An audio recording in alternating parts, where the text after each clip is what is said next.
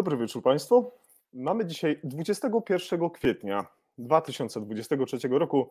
Ja nazywam się Jacek Borowek, a Państwo oglądacie i słuchacie 88 odcinek NT Live. Dzisiaj w kolejnych rozważaniach o medycynie przedszpitalnej, a dzisiaj w szczególnym naszym wydarzeniu, w szczególnym spotkaniu porozmawiamy o public relations właśnie w medycynie przedszpitalnej. Ale, drodzy Państwo, jak zwykle, zanim sama rozmowa, zanim goście, zanim to wszystko, co dzisiaj dla Państwa przygotowaliśmy, jak zwykle, bardzo uprzejmie Państwa witam. Bardzo dziękuję również za wszelkie komentarze, jakie w ostatnim czasie od Państwa otrzymywaliśmy, wszelkie recenzje, wszelkie opinie tego, co związane jest z NT Live. Bardzo są one miłe i bardzo się cieszę, że się one pojawiają. Chylę czoła za każdy taki wpis. Oczywiście dziękuję wszystkim partnerom, dziękuję wszystkim naszym wspierającym dobrym duchom naszego profilu, naszego kanału, zarówno na Facebooku i na YouTube, i oczywiście naszym profilu na Spotify. I teraz, jeżeli Państwo macie ochotę również wesprzeć nas swoją działalnością, to wchodząc na taką małą ikonkę, udostępnij relację na żywo na swoim profilu, czy na stronie internetowej, czy na facebookowej, przepraszam, można to teraz uczynić właśnie i będzie ten zasięg jeszcze większy, jeszcze dalej będziemy mogli docierać z przekazem, za co już teraz bardzo dziękuję. Wydarzenie nasze dzisiejsze zostało przygotowane jak zwykle przy współpracy ze stałymi partnerami. Są nimi Paramedyk Polan Ratownictwo Ratunkowa w Roztoce, jest też Polskie Towarzystwo Pielęgniarstwa Ratunkowego, jest z nami Ratownik na Wyspach, jest Prehospital Blog, jest Ratownictwo Medyczne, łączy nas wspólna pasja, jest także Lukas Felczer, jest Marek Maślanka i jest z nami dzisiaj w sposób bardzo wyjątkowy i się bardzo na to cieszę, profil i cała organizacja Polskie Stowarzyszenie Public Relations, za co uprzejmie dziękuję zarówno zarządowi i wszystkim członkom tego świetnego miejsca, w którym dzieją się bardzo ciekawe, drodzy Państwa, kwestie. Dzisiaj do naszej rozmowy poświęconej właśnie Public Relations zaprosiliśmy 3 osoby, dokładnie 4. Ta czwarta to szczególna osoba, za chwilkę o niej słów kilka powiemy. Pani Iwona Dziedzic-Gawryś, rzeczniczka prasowa, znany lekarz, doc planner, specjalistka właśnie PR, będzie dzisiaj z nami. Jest też z nami pani dr Maria Buszman, ekspertka do spraw komunikacji i doradztwa strategicznego, prezeska zarządu Buszman Komunikacja. Już czeka na wejście do naszego studia pan Adam Stępka, tak, nasz człowiek z ratownictwa medycznego, dzisiaj rzecznik prasowy Wojewódzkiej Stacji Ratownictwa Medycznego w Łodzi, będzie reprezentował zarówno to miejsce, ale przede wszystkim Adam również jest członkiem Polskiego Stowarzyszenia Public Relations. No i oczywiście, drodzy Państwo, jest z nami również pani była prezes Polskiego Stowarzyszenia Public Relations, która jeszcze do niedawna pełniła funkcję prezeski, a teraz obecnie pełni funkcję członkini honorowej tego stowarzyszenia i mam nadzieję, że pani Luiza nas słyszy i jest z nami, a ja pozwolę sobie przedstawić pani Luiza Jurgiel-Żyła, która będzie dzisiaj z nami, która opowie o samym stowarzyszeniu i będzie nas wspierać merytorycznie, rozmowę z pozostałymi osobami i oczywiście z Państwem. Tak więc dajcie znać w komentarzach, skąd nas dzisiaj oglądacie, skąd nas dzisiaj słuchacie, napiszcie koniecznie ciepłe pozdrowienia do naszych wszystkich zebranych gości i gościń i będzie nam niezmiernie miło Państwa tutaj zobaczyć. Tak więc zaczynamy od Iwony. Witam Ciebie, dobry wieczór Iwono, cześć. Dobry wieczór, cześć, witam wszystkich bardzo serdecznie i bardzo dziękuję za zaproszenie. Dobry wieczór, cieszę się ogromnie. Jest z nami pani dr Maria Buszman. Dobry wieczór Marysiu, cieszę się, że Cię widzę. Dobry wieczór, bardzo się cieszę. Ekstra. Jest z nami również, jak już wspomniałem, Adam Stępka. Dobry wieczór, Adamie. Cieszę się, że dotarłeś po ciężkim dyżurze. Dzień dobry, witaj Jacku, witam drogie koleżanki, witam wszystkich. Cieszę się. No i ta wspomniana przeze mnie bardzo wyjątkowa dzisiaj postać, wyjątkowa osoba, jest z nami pani Luiza Jurgiel-Żyła. Dobry wieczór, Luizo. Cieszę się, że do nas dotarłaś. Dziękuję bardzo. Też się cieszę i cieszę się bardzo, że udało nam się w tak licznym gronie w piątek wieczór tutaj zebrać, aby porozmawiać o public relations. I od razu chciałbym Tobie, Luizo, bardzo podziękować, że kilka miesięcy temu, gdzie do Ciebie zadzwoniłem, tak zuchwale skorzystałem z dostępnego numeru telefonu na Waszym profilu facebookowym, po prostu zadzwoniłem, powiedziałem, tutaj ja chcę taki odcinek przygotować, ja mam taki na to wszystko plan, a Ty jeszcze wtedy pełniłaś funkcję prezeski, jeśli dobrze pamiętam, powiedziałaś, dobrze, bierzemy, robimy, ale nie od razu. Musimy poczekać, to wszystko musi potrwać. No i cieszę się bardzo, że dzisiaj mamy finał tych naszych rozmów. Jest mi niezmiernie miło, że tak bardzo pozytywnie podeszłaś do tego ciekawego pomysłu. Bardzo dziękuję. Tak, to prawda. Twój telefon był zaskakujący, ponieważ najczęściej dzwonią dziennikarze bądź PR-owcy, a więc informacja, że osoba zupełnie niezwiązana z public relations jest naszym fanem i jeszcze ma chęć podzielenia się wiedzą o PR-ze ze swoją grupą branżową, była niesamowicie pasjonująca wręcz, bo to w sumie chyba w naszej 29-letniej historii pierwszy raz aż tak mamy możliwość przemówienia do konkretnej grupy branżowej, nie z naszej inicjatywy, ponieważ wokół public relations jest bardzo wiele stereotypów. Często jest kojarzona z polityką, z propagandą i innymi strasznymi rzeczami. Tak więc PR-owcy od lat, od praktycznie początku istnienia tego zawodu, przynajmniej w Polsce, bo PR wszedł w latach 90., kiedy to jeszcze całe pokolenia pamiętały, jak się kreowało rzeczywistość za pomocą mediów.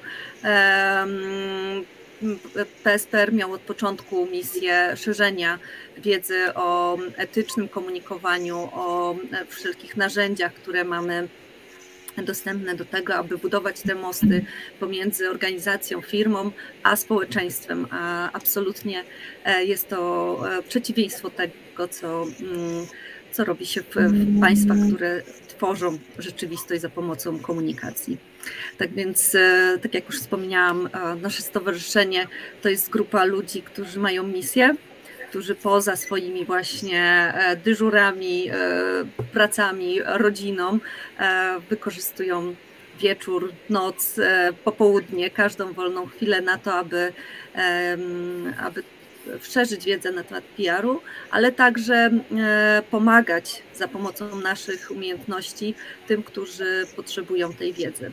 Na przykład w czasie pandemii otworzyliśmy taki hotline dla osób, które potrzebowały wsparcia takiego tu i teraz, jak sobie poradzić w komunikacji wewnętrznej, w firmie albo nawet w zderzeniu z mediami, bo myślę, że pandemia to był taki niezły poligon dla tych, którzy na co dzień wcześniej mieli wolne od PR-u.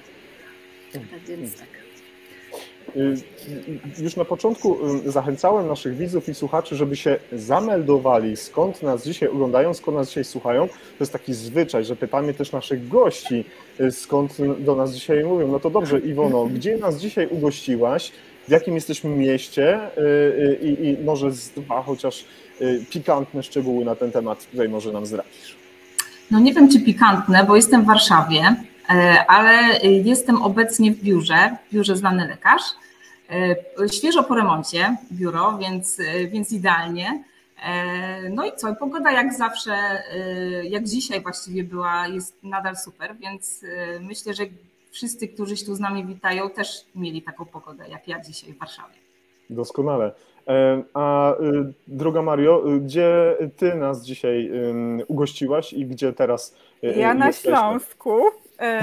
na Śląsku, czyli Katowice.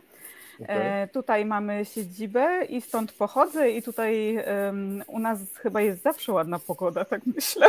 Także jestem lokalną patriotką i bardzo, bardzo lubię to miejsce, gdzie działamy i mieszkamy.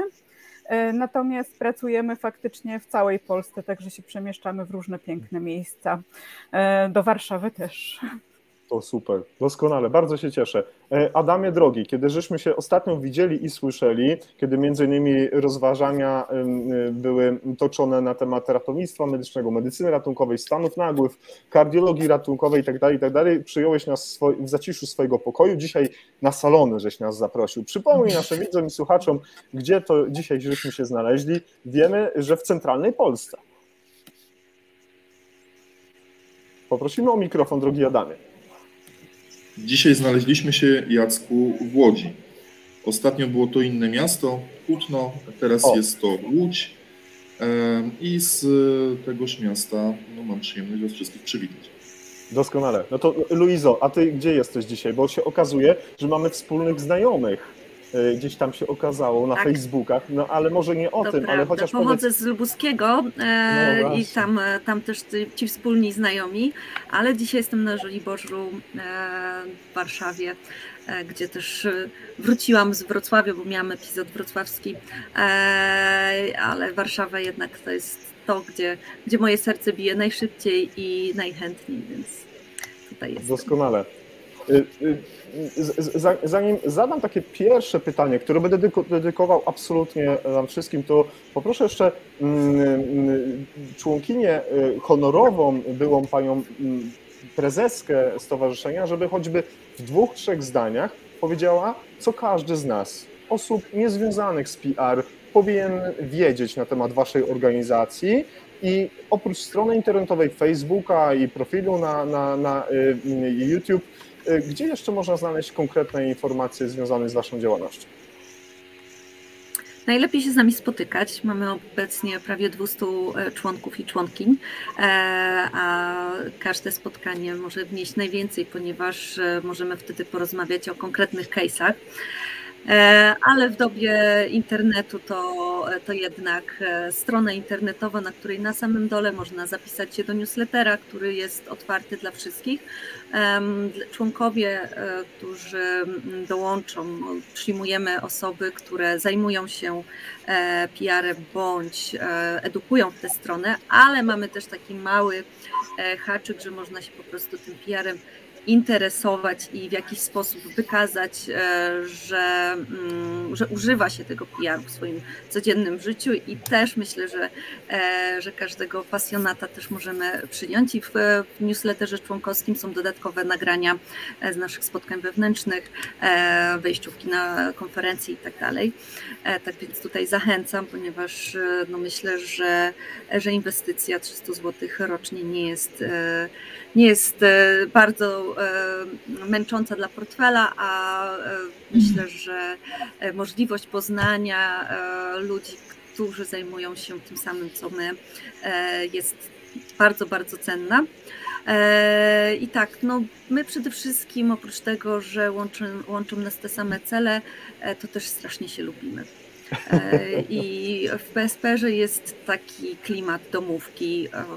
Dyrektor komunikacji razem z wiecznie zapracowanym rzecznikiem robią wspólne projekty, których sami w pojedynkę nie daliby rady zrobić, bo wiedzą, że to jest potrzebne, bo czują, że warto jest to robić.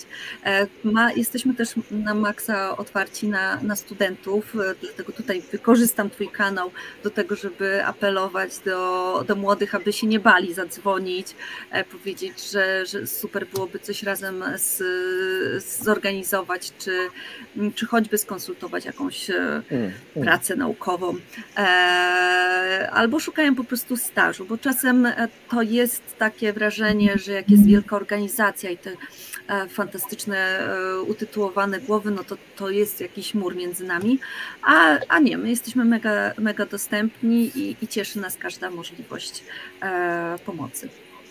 Bardzo Ci serdecznie dziękuję za takie krótkie przedstawienie takich najważniejszych kwestii związanych z Waszą działalnością, gdzie, jak i po co i dlaczego zachęcamy wszystkich Państwa do tego, by zaglądać w te miejsca, żeby korzystać z takiego newslettera i tak jak wspomniałem. A jeszcze jedna rzecz ważna, bo oprócz tych takich rzeczy, które my sami chętnie organizujemy i edukujemy, to myślę, że dla osób spoza branży ważne jest to, że można z nami skonsultować bądź sprawdzić, czy jakieś działanie, z którym się spotkali, czy ze strony PR-owców, czy w swojej firmie, czy jest zgodne z kodeksami etyki.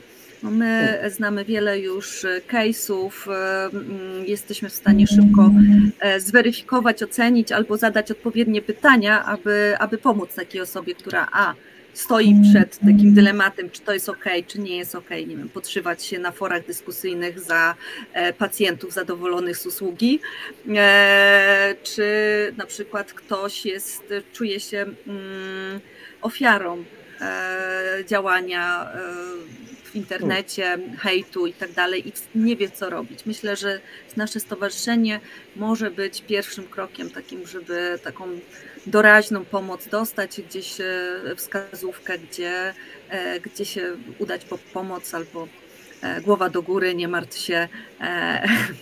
Wszystkich to kiedyś spotka.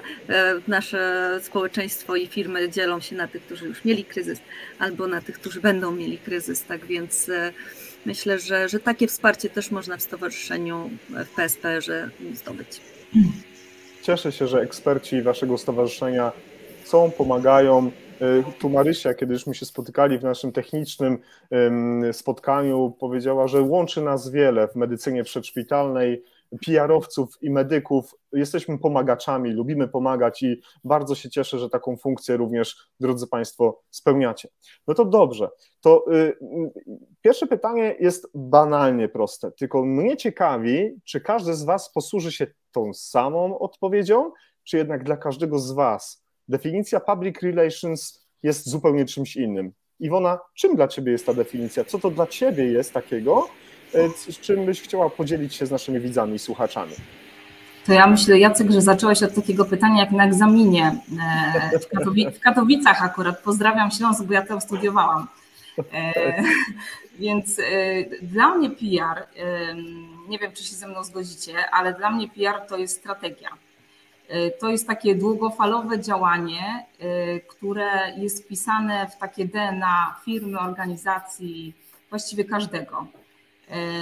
I oczywiście tych definicji, to pewnie Maria czy Luiza potwierdzą, jest dużo, bo i literatury też jest dużo na temat PR-u, ale pewnie jakbym miała tak powiedzieć ogólnie, to właśnie tak. Natomiast pod tą strategią mieści się dużo różnych takich elementów tej strategii, tego PR-u. Natomiast ja zawsze lubię podkreślać, że PR to nie jest jeden piknik, jeden event i jeden kryzys, tylko to jest właśnie długofalowy proces, który dopiero po jakimś czasie, i tego czasu możemy sobie go określić, ale czasami trudno to zrobić, dopiero po jakimś czasie przynosi efekty. Marysiu, czym dla Ciebie jest PR, public relations? Ja tak naprawdę, jak mówiliście o tych wielu definicjach PR-u, to przypomniałam sobie wstęp, bo kiedyś pracowałam etatowo na uczelni i czytałam te prace dyplomowe studentów i tam zawsze zaczynało się tak, jest ponad 2000 definicji public relations.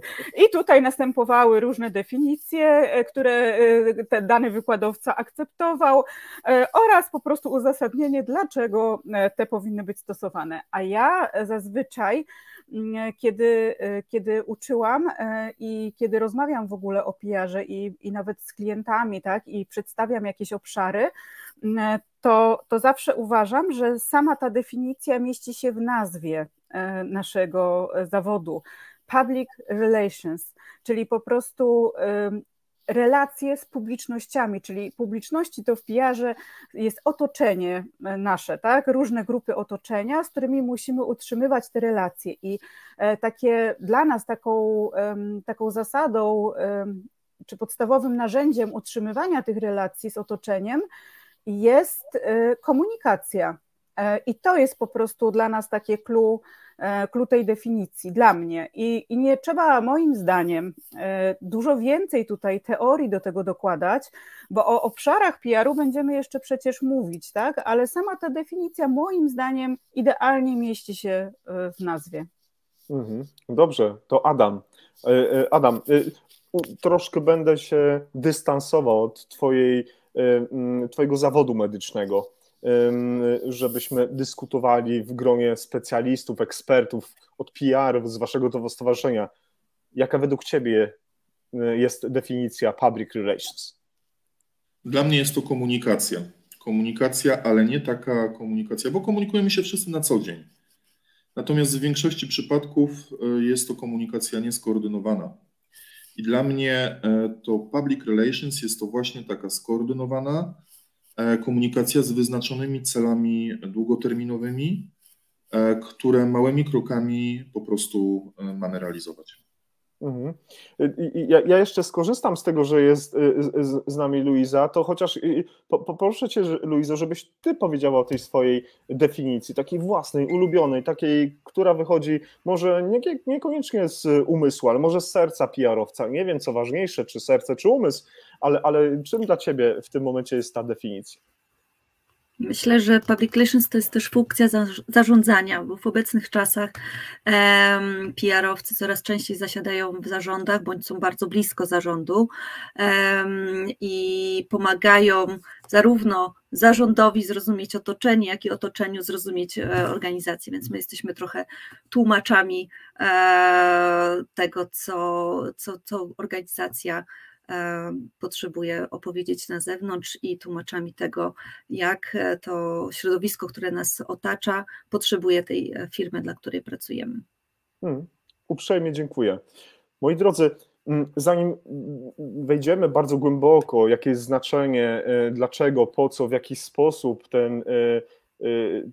ten PR powinien być stosowany w medycynie przyszpitalnej, to ja sobie pomyślałem, że warto też na początku naszej rozmowy zwrócić uwagę i tu chyba szczególnie podkreśli tę ważność, mam nadzieję, i słuszność tego pytania Iwona, która reprezentuje biznes medyczny, ale też taki prywatny, ale no bezpośrednio styka się z pacjentami. Sama Iwono, prowadzisz podcasty, rozmawiasz, dyskutujesz. No to ja mam takie do was pytanie, jakie znaczenie dla naszych pacjentów, dla ich rodzin, dla ich bliskich ma PR? Czy w ogóle ma to dla nich jakieś znaczenie? Czy to jest zarezerwowane zupełnie, no właśnie, dla zarządzających, dla rzecznika prasowego, dla PR-owca w jakiejś tam w dużej firmie? No jak to wygląda według ciebie, Iwono, i każdy z was? Wiesz co, Jacku, ja sobie myślę, że PR to ma znaczenie tak naprawdę dla każdego. Natomiast jeśli popatrzymy przez pryzmat branży medycznej czy branży zdrowia, to no ja z doświadczenia mogę powiedzieć, że to jest bardzo taka kryzysogenna, ale też krucha branża. I w tej branży, może nie szczególnie, ale bardzo mocno, zwłaszcza w sektorze prywatnym, podkreśla się właśnie pacjenta. To nie znaczy, że lekarz nie jest ważny. Natomiast szczególnie w branży właśnie tej prywatnej ten pacjent jest taki, nawet mówi się o czymś takim jak pacjocentryzm, czyli nasze wszystkie działania, nasza strategia, nasze podejście, te relacje, o których też Maria mówiła, czy ta strategia jest bardzo nakierowana na pacjenta, no bo dzisiaj wszyscy wiemy, że zdrowie to jest taka wartość najważniejsza, wszyscy gdzieś tam o nią dbamy, wszyscy sobie też składając nawet życzenia, to w pierwszym rzucie mówimy o zdrowiu, więc to jest bardzo ważne. Dla pacjentów to jest tym bardziej ważne, zwłaszcza w dobie internetu, no bo dzisiaj tu trochę się pochwalę statystykami i badaniami, które znany lekarz też przeprowadza. My wiemy, że prawie 98% pacjentów szuka lekarza w internecie. Kiedyś faktycznie, nie wiem, pytaliśmy znajomych, tak, szukaliśmy tego lekarza, gdzieś tam dzwoniliśmy po placówkach. Dzisiaj szukamy w internecie, mało tego, chcemy go szybko znaleźć, no i chcemy szybko się do niego umówić. Więc tu to znaczenie PR-u jest o tyle ważne, że dzisiaj pacjent chce szybko, tu i teraz i ma tą możliwość, że tak powiem, wyboru. I stąd to znaczenie dla pacjenta jest ogromne, dla jego rodziny, dla bliskich, dla całego jego otoczenia również.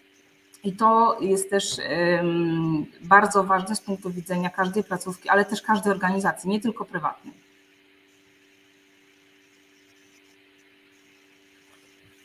Nie słyszymy Cię, Jacku, albo przynajmniej ja nie słyszę. Tak, już się teraz słyszymy. Marysiu, ty masz wiele lat doświadczeń akademickich, wykładowczyni, Uniwersytet Ekonomiczny, jeżeli dobrze pamiętam. Mam nadzieję, że tutaj nie popełniłem błędu, no ale też jesteś obywatelką naszego kraju, korzystasz z pomocy medycznej takiej, a nie innej. Jak według ciebie ten PR powinien może iść dalej, żeby jakby nie powielać cały czas tego samego pytania, jakie powinien mieć znaczenie dla wszystkich obywateli, dla pacjentów, dla rodzin, dla bliskich, którzy stykają się z koniecznością udzielania medycznej pomocy? To ja tutaj jeszcze powiem, że może jako wykładowczyni, no to tutaj ta funkcja nie ma jakiegoś specjalnego zastosowania, natomiast za to, co robimy w firmie, czyli prowadzenie marek osobistych specjalistów w zakresie medycyny, to tutaj mamy styczność wbrew pozorom, prowadząc właśnie te marki, między innymi komunikując w mediach społecznościowych, mamy styczność z pytaniami pacjentów właśnie, czyli po prostu widzimy, jak wiele pytań pacjenci zadają, o co pytają i jak bardzo jest ta wiedza potrzebna faktycznie, taka rzetelna i zaufanie do specjalistów. I my tutaj mamy też jakby zarządzamy kontami na znanym lekarzu właśnie, także też tam korzystamy, jesteśmy bardzo, bardzo zadowoleni z tego i wcale nie umawiałyśmy się na tą informację, absolutnie. W każdym razie mamy takie doświadczenia, że widzimy, że po każdym praktycznie poście, który jest umieszczony, obojętnie jakiej specjalizacji, jest bardzo dużo pytań pacjentów o podstawowe rzeczy, czyli ja mam takie poczucie, że mimo tego, że szukamy informacji w internecie, że drążymy te tematy, to cały czas jest jednak bardzo duże ssanie na taką rzetelną wiedzę, na takie budowanie zaufania wśród pacjentów i właśnie informowanie takie rzetelne i budowanie tego zaufania. Na to bym zwróciła uwagę. I oczywiście też się zgadzam, że są dwie strony medalu. Publiczna służba zdrowia, na szczęście mam nadzieję, że to się powoli zaciera, i prywatna. Jeżeli chodzi o prywatną, no to tutaj ta komunikacja, zaufanie różnie, ale komunikacja zazwyczaj jest powiązana po prostu też z kwestiami dotyczącymi funkcjonowania tego podmiotu, więc ona odbywa się w miarę okej, natomiast przy publicznej służbie zdrowia jest jeszcze bardzo dużo do zrobienia, bo ja już nie mówię tutaj o budowaniu wizerunku, bo to jest dla mnie taki wyższy poziom, ale ta podstawowa komunikacja, taka rzetelna, pełna, wychodząca naprzeciw potrzebom pacjentów, to jest jeszcze bardzo wiele do zrobienia w tym zakresie, moim zdaniem. Adam, ratownik medyczny, rzecznik prasowy wojewódzkiej Stacji Pogotowia Ratunkowego w Łodzi. Dwie ważne funkcje, bardzo istotna ta medyczna, ale też właśnie ta PR-owa. To jak ty odniesiesz się do tego pytania, jaka będzie twoja odpowiedź na zadane pytanie, jakie właśnie znaczenie ten PR ma albo powinien mieć dla pacjentów, dla ich najbliższych i dla tych wszystkich osób, które korzystają z usług medyków, którzy wykonują swoją pracę w medycynie przedszpitalnej. W mojej opinii to znaczenie jest bardzo dużo, olbrzymie, rzekłbym nawet. Wszyscy, tutaj trochę tak wejdę bardziej w działkę medyczną, wszyscy w systemie Państwowego Ratownictwa Medycznego narzekamy chociażby na liczbę wezwań, która nie stanowi stanu nagłego zagrożenia zdrowotnego. Zgodnie z ostatnimi danymi Ministerstwa Zdrowia tych wezwań jest około 40%. W mojej subiektywnej opinii podkreślę, liczba tych właśnie wezwań nieuzasadnionych wynika z tego, że ktoś zapomniał kiedyś o PR-ze w momencie tworzenia tego systemu. W momencie, kiedy w 2006 roku wchodziła w życie ustawa o Państwowym Ratownictwie Medycznym, w momencie, kiedy tworzono zespoły podstawowe, zespoły specjalistyczne, szpitalne oddziały ratunkowe, zawód ratownika medycznego, pielęgniarki systemu, lekarza systemu, nikt nie powiedział pacjentowi, kim ten ratownik medyczny jest, jakie ma kwalifikacje, jakie ma kompetencje, do czego ma służyć ten system. Czy ten system będzie do wystawiania recept w przypadku schorzeń przewlekłych, czy być może ma być to system do ratowania zdrowia i życia ludzkiego. I mam głębokie przekonanie, a tak naprawdę również głęboką nadzieję, że jeżeli wszyscy w tym systemie państwowego ratownictwa medycznego będziemy w odpowiedni sposób realizować funkcje z zakresu public relations, i mówię tutaj o wszystkich, nie mówię tutaj o rzecznikach prasowych, nie mówię tutaj o kadrze zarządzającej, nie mówię tutaj również o specjalistach PR, jeżeli takowi są zatrudnieni w stacjach pogotowia ratunkowego, ale mówię tutaj o wszystkich nas, ratownikach medycznych, pielęgniarkach systemu i lekarzach systemu, którzy tak naprawdę są takimi PR-owcami pierwszej linii. Jeżeli wszyscy będziemy odpowiednio tego typu funkcje pełnić, to sądzę, że w końcu ten system się poprawi. Ta komunikacja z pacjentem zaskutkuje tym, że będziemy realizować zadania, do których jesteśmy po prostu przeznaczeni. Marysiu, doskonale się składa, że Adam reprezentuje łódzkie środowisko medyczne. Prędzej czy później padłoby to pytanie, prędzej czy później dotknęlibyśmy tej kwestii.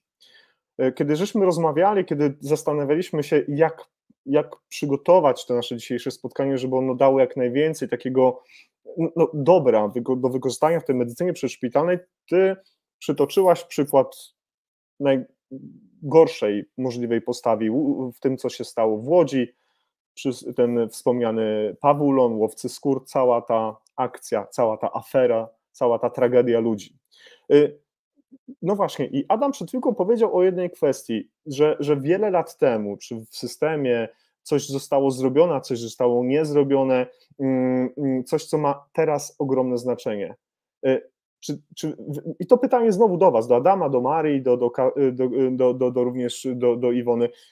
Co po takiej aferze powinno być zrobione z punktu widzenia PR i potem co powinno być pielęgnowane i co tak naprawdę de facto zostało zrobione nie tylko w samym środowisku łódzkim, ale w całej Polsce w przestrzeni wizerunku tego społecznego, public relations, tych naszych prawidłowych, koniecznych postaw, które społeczeństwo obserwuje.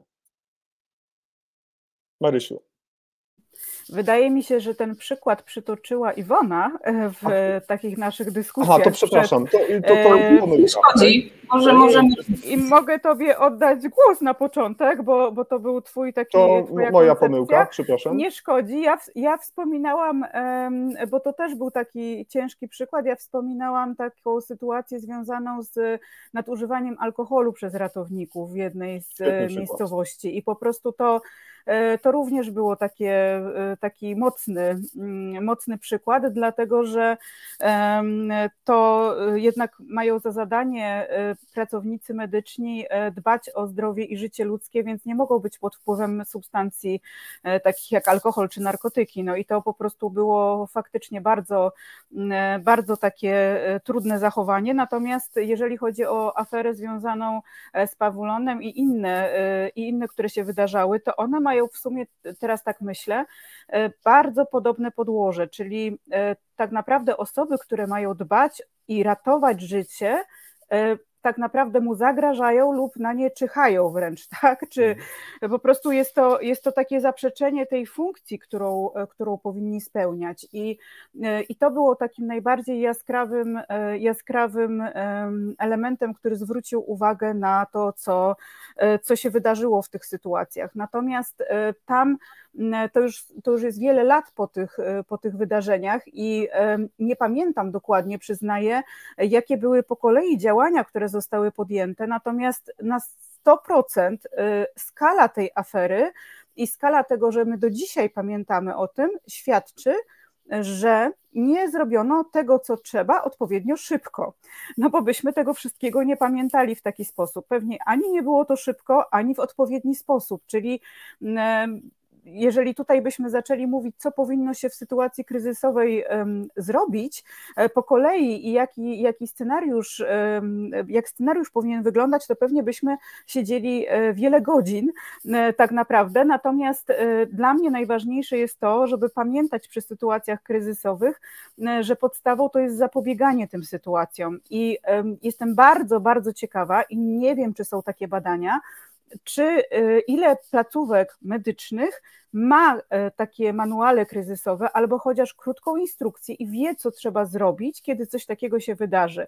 To jest taka podstawa, tak? Czyli po prostu posiadanie tego typu instrukcji i działanie potem według jakichś schematów, które są przygotowane, ono pozwala nie stracić głowy w takich sytuacjach kryzysowych i zareagować właśnie szybko. A moim zdaniem to były te dwa czynniki, czyli późna reakcja i nieodpowiednia.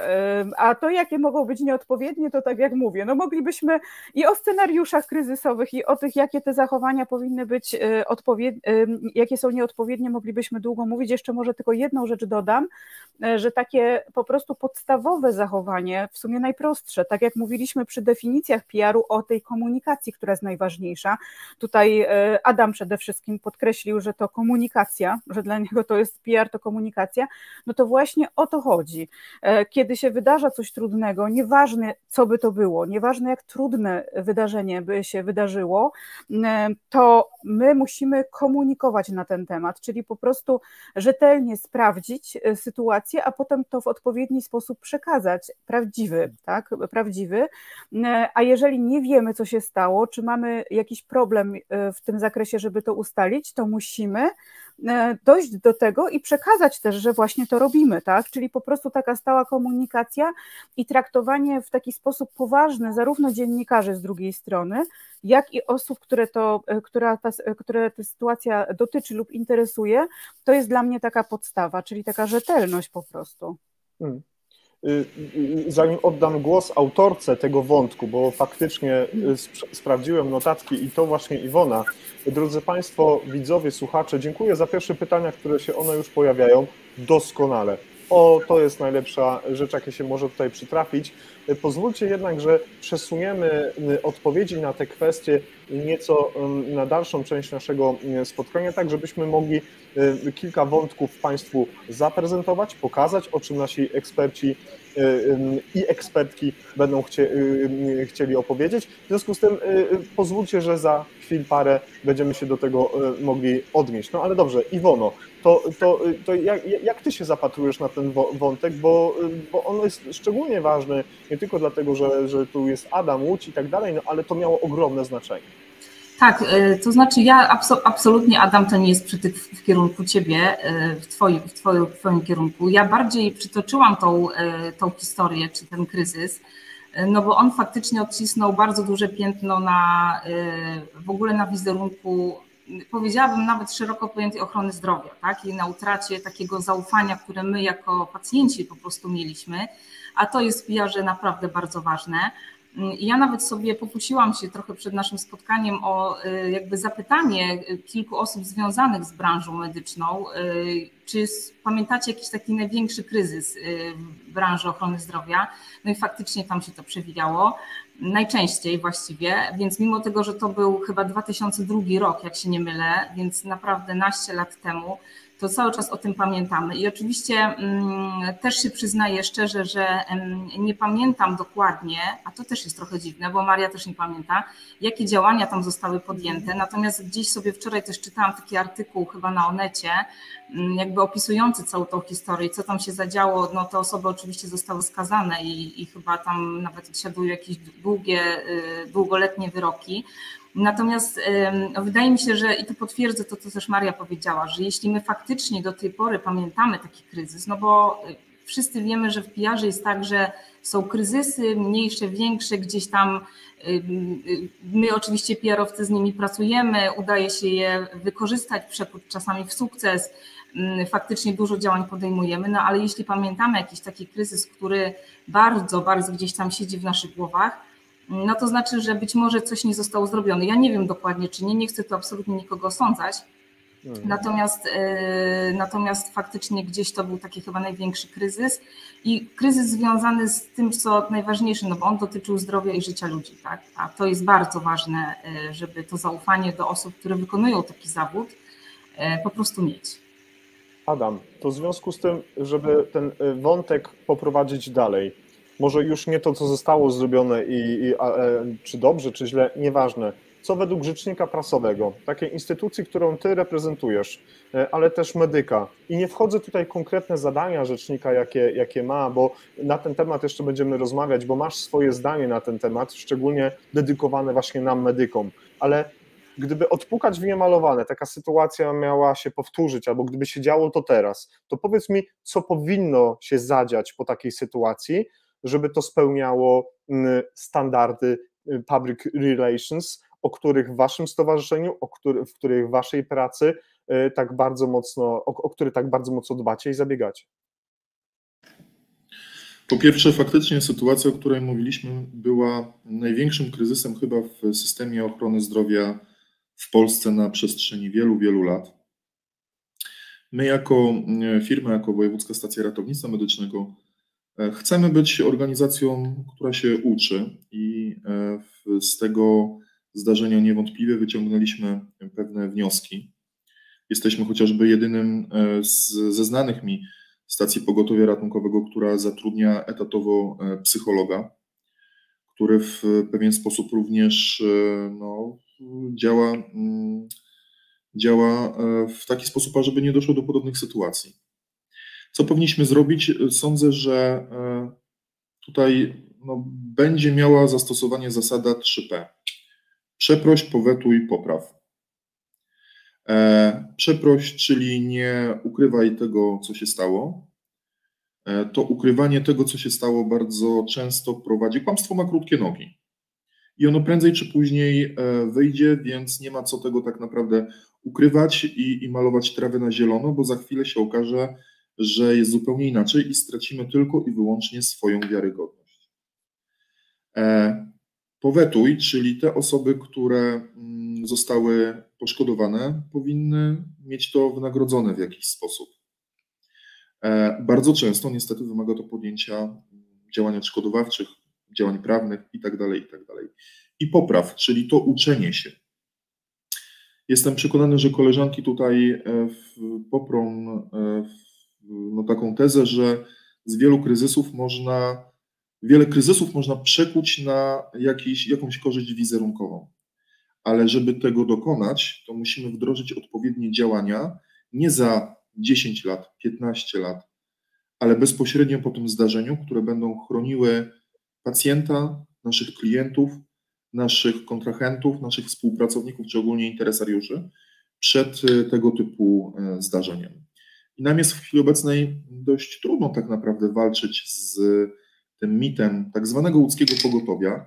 Ja bardzo często mówię, że pełniąc funkcję rzecznika prasowego jestem trochę takim odwracaczem marki, bo moim zadaniem jest również działać w taki sposób, ażeby to znaczenie łódzkiego pogotowia ratunkowego, które przeszło do takiej popkultury w znaczeniu nieco pejoratywnym, właśnie odwrócić. No bo właśnie, bo brzydko powiem, to, co się stało, już się tego nie da odwrócić, a teraz zarówno w takim dążeniu do doskonałości, wynik zasady 3P, czy o tym, o czym mówiła Marysia, jeśli chodzi o edukację, o szkolenia, no to należy wprowadzić odpowiednie rozwiązania. No to jakie te rozwiązania powinno się w tym momencie wykorzystywać poza taką zasadą, o której powiedział przed chwilą Adam, w kontekście jakiegoś kryzysu, na który musi odpowiedzieć rzecznik prasowy, specjalista PR, jakie rozwiązania powinniśmy wprowadzać, albo czego się wręcz uczyć, żeby doskonalić się w tej branży PR-owej. No to zacznę może od Iwony, żeby nam troszkę na ten temat powiedziała, trochę z przewagą z sektoru ochrony zdrowia prywatnego, który reprezentuje, bo jak już wspomniała Marysia, no ma to duże znaczenie, są to duże różnice między tym prywatnym, a jednak tym państwowym czy tym publicznym? Ja tylko jeszcze dodam, że kryzysy się zdarzały i będą się zdarzały. I jakby nie unikniemy tego i zgadzam się tutaj z Marysią a propos tych manuali, które każda placówka, czy każdy szpital, czy każda organizacja powinna mieć. Ja na końcu też zaproponuję taką lekturę książki, gdzie bardzo fajnie jest to opisane i nawet chyba są tam jakieś statystyki, że faktycznie tego nie ma. Mało tego, to nie tylko szpitale nie mają tego albo placówki medyczne, ale nawet duże firmy, więc jakby tu gdzieś jest też duże pole do działań. Natomiast myślę sobie, że o takich działaniach, które powinny się zadziać albo które powinniśmy rozważać, to no, pewnie tych działań jest dużo, tak? I to trochę zależy od tego, jaki to jest kryzys, bo jeśli to jest tak ogromny kryzys, o jakim mówił Adam czy Maria, o którym rozmawialiśmy, to pewnie zgodzę się tutaj, że te działania 3P to jest taki must have i potem jeszcze trzeba dużo robić, żeby odwracać ten zły PR, jak to, co niektórzy mówią, od tego, że tak się wydarzyło. Natomiast to właśnie trochę zależy, to tak psycholodzy lubią mówić, że to zależy, jaki to jest kryzys, tak? Bo nie wszystko jest aż tak dużym kryzysem, gdzie musimy stawiać wszystkie narzędzia i często zatrudniać agencje, bo tak też się praktykuje, tak? Bo wiemy, że rzecznik to jest jednoosobowa działalność, że tak powiem, i też nie zawsze rzecznik musi się zajmować w ogóle kryzysem tak do końca, od początku do końca, tak? Więc jakby tutaj na pewno współpraca z jakąś wyspecjalizowaną agencją, jeśli chodzi o kryzysy, tu uśmiech do Marii, na pewno jest zawsze wskazana i ja przyznam, że w moim doświadczeniu też kiedyś korzystałam z pomocy takiej agencji i to jest naprawdę nieoceniona pomoc, żeby z takiego kryzysu wejść. Natomiast ja zawsze wierzę, że w kryzysie po prostu wygrywa prawda. I teraz jakkolwiek, cokolwiek by się nie działo, to po pierwsze gdzieś się mówi też o czymś takim, że nie chowajmy głowy w piasek, czyli zawsze wychodźmy frontem do tego kryzysu. I ja też taki kryzys ostatnio gdzieś tam przechodziłam i zawsze są takie dywagacje, wystąpić, nie wystąpić, wziąć udział, nie, a może posłać pismo, a może wyjaśnić inaczej. Gdzieś w mojej głowie to już jest tak od studiów zakorzenione, że zawsze do kryzysu wychodzimy frontem i zawsze mówimy prawdę. I oczywiście gdzieś też jest takie trochę poczucie, że jak wyjdzie rzecznik prasowy, to on zawsze będzie mówił dookoła i nigdy nie powie prawdy i będzie malował trawę na zielono. Ale to nie jest rola rzecznika. Rzecznik ma przekazać jakby prawdziwą informację o tym, co się zadziało. Faktycznie wszyscy jesteśmy tego uczeni od samego początku, że jeśli stało się coś złego, to przeprośmy i zawsze też właśnie powetujmy, czyli nie wiem, wynagrodźmy komuś ten kryzys, tą sytuację przykrą, bo tak naprawdę różne sytuacje się dzieją i ja myślę sobie, że w branży ochrony zdrowia, czy to przedszpitalnej, czy już takiej nawet późniejszej, czy w sektorze prywatnym, to jest szalenie istotne, żeby po prostu umieć przekuć tą komunikację pokryzysową w taki sukces. I to się naprawdę udaje. To nie jest zawsze proste, bo gdzieś po drodze jest dużo takich sytuacji, które mogą spowodować, że niezadowolony pacjent nagle zapisze, tak? I trzeba gdzieś tam wejść, czy wejść na jakieś fora, czy tworzą się różne grupy, czy nagle docierają do nas informacje nawet nie tylko z mediów, no bo media to tak nie chcę powiedzieć, że to jest najmniejszy problem, ale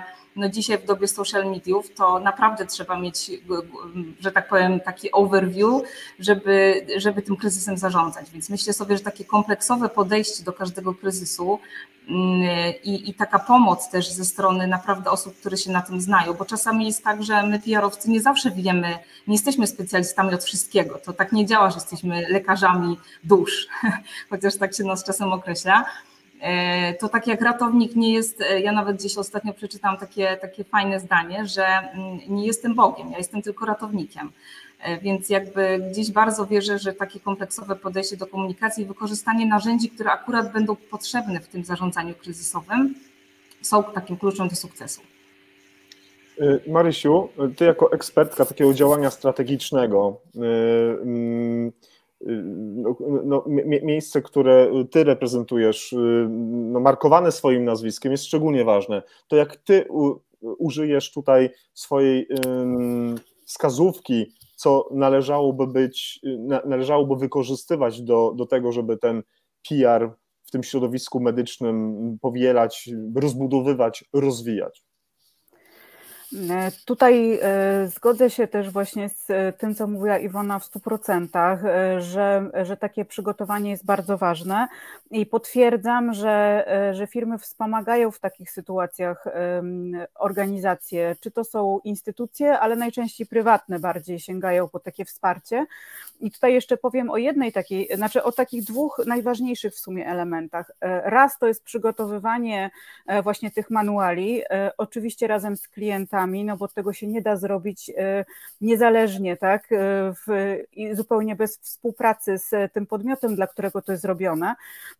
Tutaj nie będę bardzo długo rozwijała, na czym to polega, bo przede wszystkim to jest takie grzebanie trochę w tym, co się wydarzyło i co może się wydarzyć, tak, i przygotowywanie pewnych ścieżek, ale to nie jest wszystko, bo czasem gdzieś, gdzie jest ten kryzys i jesteśmy wezwani jak to pogotowie ratunkowe do kryzysu, to my zauważamy, że jest nawet manual, tylko nikt go nie wdrożył, nikt nie przeszkolił ludzi, którzy mieliby z tego korzystać, on po prostu stoi na półce i to jest wtedy tak, jakby go nie było, bo trzeba tak naprawdę od zera działać, dlatego ja też uważam, że w organizacji, gdzie nie zostali przeszkoleni pracownicy właśnie w ramach tego, jak korzystać z tego manuala, jak się mają zachowywać w takich trudnych sytuacjach i uwaga, tu trzeba przeszkolić wszystkich, od portiera po prezesa, tak?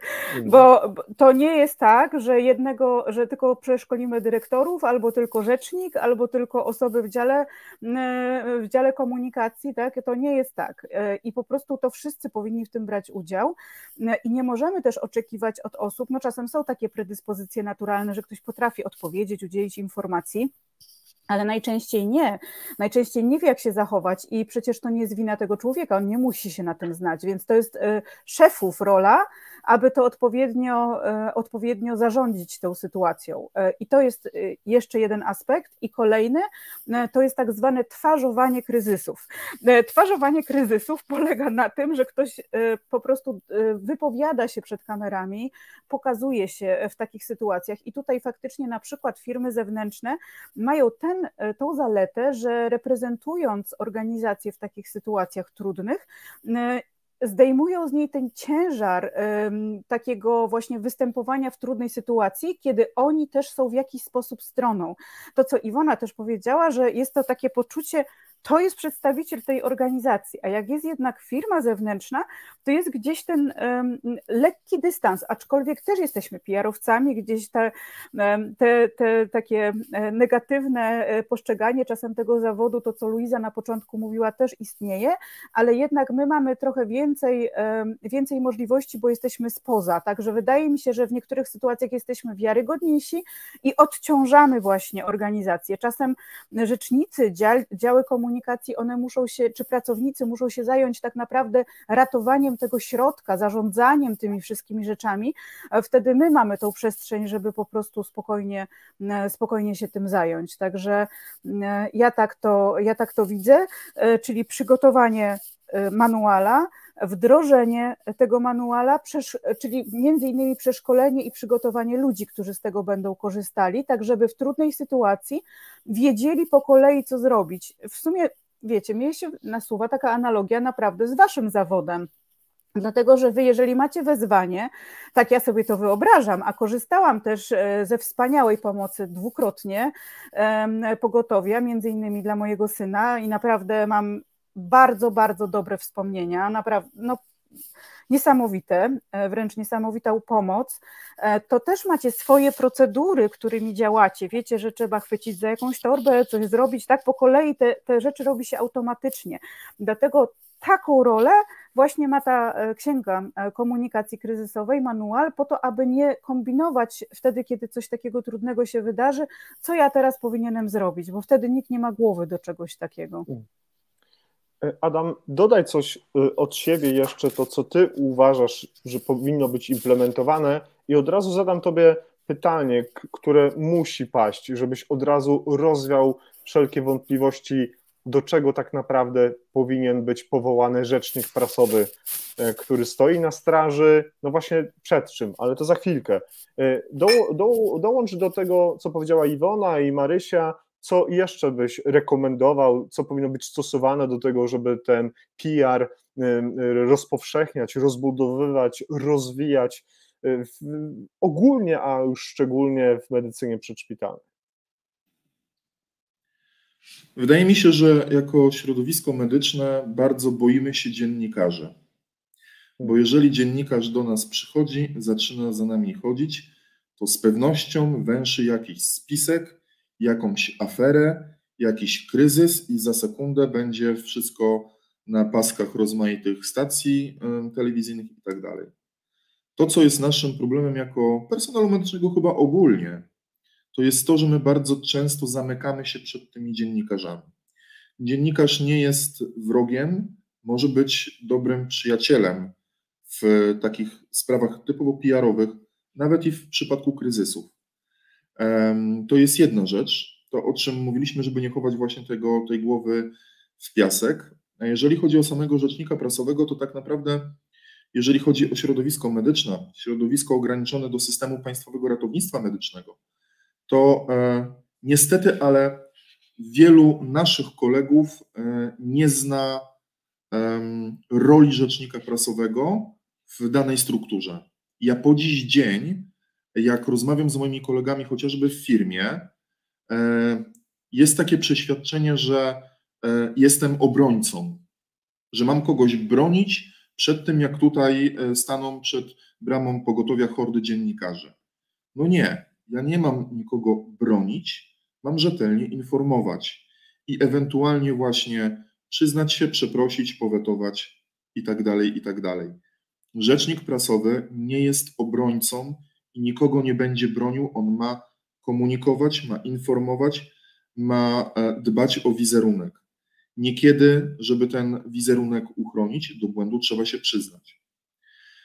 I to jeżeli chodzi o to, co chciałem powiedzieć na temat tej roli rzecznika prasowego i jej postrzegania przez nasze środowisko medyczne. Niestety o ile jesteśmy dobrymi specjalistami w kwestii ratownictwa medycznego, bo przecież, Jacku, znamy wielu wspaniałych fachowców, moglibyśmy ich tutaj wymieniać przez kilka godzin, to niestety niekiedy za bardzo fiksujemy się tylko i wyłącznie na tej medycynie i jeżeli chodzi o jakieś gałęzie oboczne, jak chociażby ten sam PR, który może temu ratownictwu medycznemu bardzo pomóc, na ten temat nie mamy bladego pojęcia. Ja tylko, jeśli mogę też dodać, że tu jest taka bardzo duża, to co też mówiliście, że brakuje takiej edukacji. I powiem Wam szczerze, że my w ogóle jako społeczeństwo to tak do końca nie wiemy, co robi rzecznik prasowy. Ja pamiętam, kiedyś miałam taką sytuację, że zadzwoniła do mnie jakaś pani, już nie pamiętam, czy to była pacjentka, czy lekarz, czy dziennikarka, nieistotne.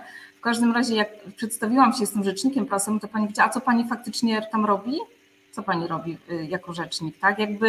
I nawet gdzieś tam jakieś memy wewnętrznie powstały w firmie, że dorzecznik, przerzecznik i tam, więc myślę sobie, że my nie wiemy, kim jest rzecznik i co on robi, może trzeba po prostu to odczarować, a już w ogóle pewnie Maria potwierdzi, że jak się komuś mówi, że jestem PR-owcem, to już w ogóle mało kto, no oczywiście wiemy, ale gdzieś tam jednak tego brakuje, a już właśnie tak jak Adam też mówi, no brakuje tej edukacji, naprawdę jej brakuje i myślę, że to jest bardzo, bardzo ważne. Jacku, jeżeli mogę, to ja też mam anegdotę. Zwróćcie uwagę na jedną rzecz. Ten PR jest bardziej postrzegany jako coś negatywnego. Cały czas mówimy o czarnym PR-ze. Czarne to jest węgiel, a nie PR. Przepraszam za porównanie. Ale bardziej się to społeczeństwo kojarzy z czymś niekiedy negatywnym niż pozytywnym. To prawda. Marysiu, komentarz. To prawda, ale też ja, będąc rzeczniczką z kolei uczelni niepublicznej, miałam takie sytuacje, że zawsze do mnie dzwoniono w każdej sprawie. Czyli po prostu, jeżeli nie było, też do was pewnie dzwonią, tak? Bo widzę, jak się uśmiechacie. Jeżeli nie było wiadomo, kto się czymś zajmuje lub po prostu komuś nie chciało się szukać, zawsze dzwonił do rzeczniczki i ona wiedziała, co trzeba zrobić. Czyli taka po prostu człowiek, orkiestra, informacja, portiernia i ja nie wiem jeszcze co, po prostu wszystko.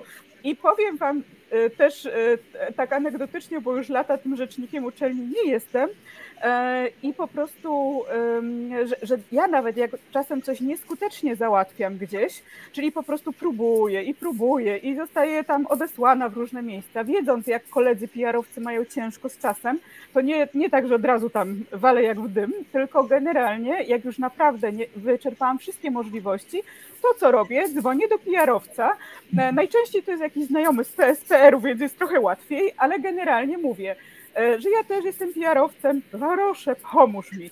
Mam taką sytuację i tutaj wysyłam forward maila i mówię, co chciałam załatwić i zazwyczaj to działa. Ja też potwierdzam, że to działa.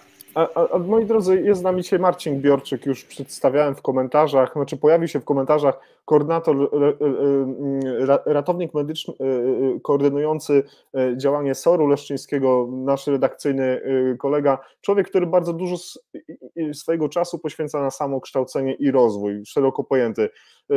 Ponad ćwierć wieku w zawodzie, to jest naprawdę gość, który pokazuje rzeczywiście, jak budować standardy. I Marcin bardzo często zadaje te pytania po to, żeby jak najczęściej chce uzyskać odpowiedź. I ja posłużę się komentarzem, który już teraz się pojawił na ekranie.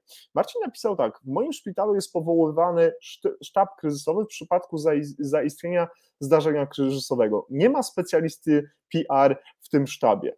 I teraz moje pytanie brzmi, czy must have musi być, czy jest to czymś uregulowane, a jeżeli nie, no to co zrobić, żeby w takim sztabie kryzysowym taka osoba się pojawiła z takimi kompetencjami?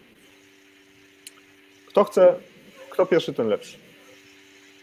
To ja sobie w ogóle myślę, że jak to nie ma, to znaczy domyślam się, że szpital może nie mieć PR-owca, no ale jeśli nawet nie ma, to podejrzewam, że ma rzecznika. Jeśli nie ma rzecznika, to kto jest tą osobą, która spina tą komunikację, tak?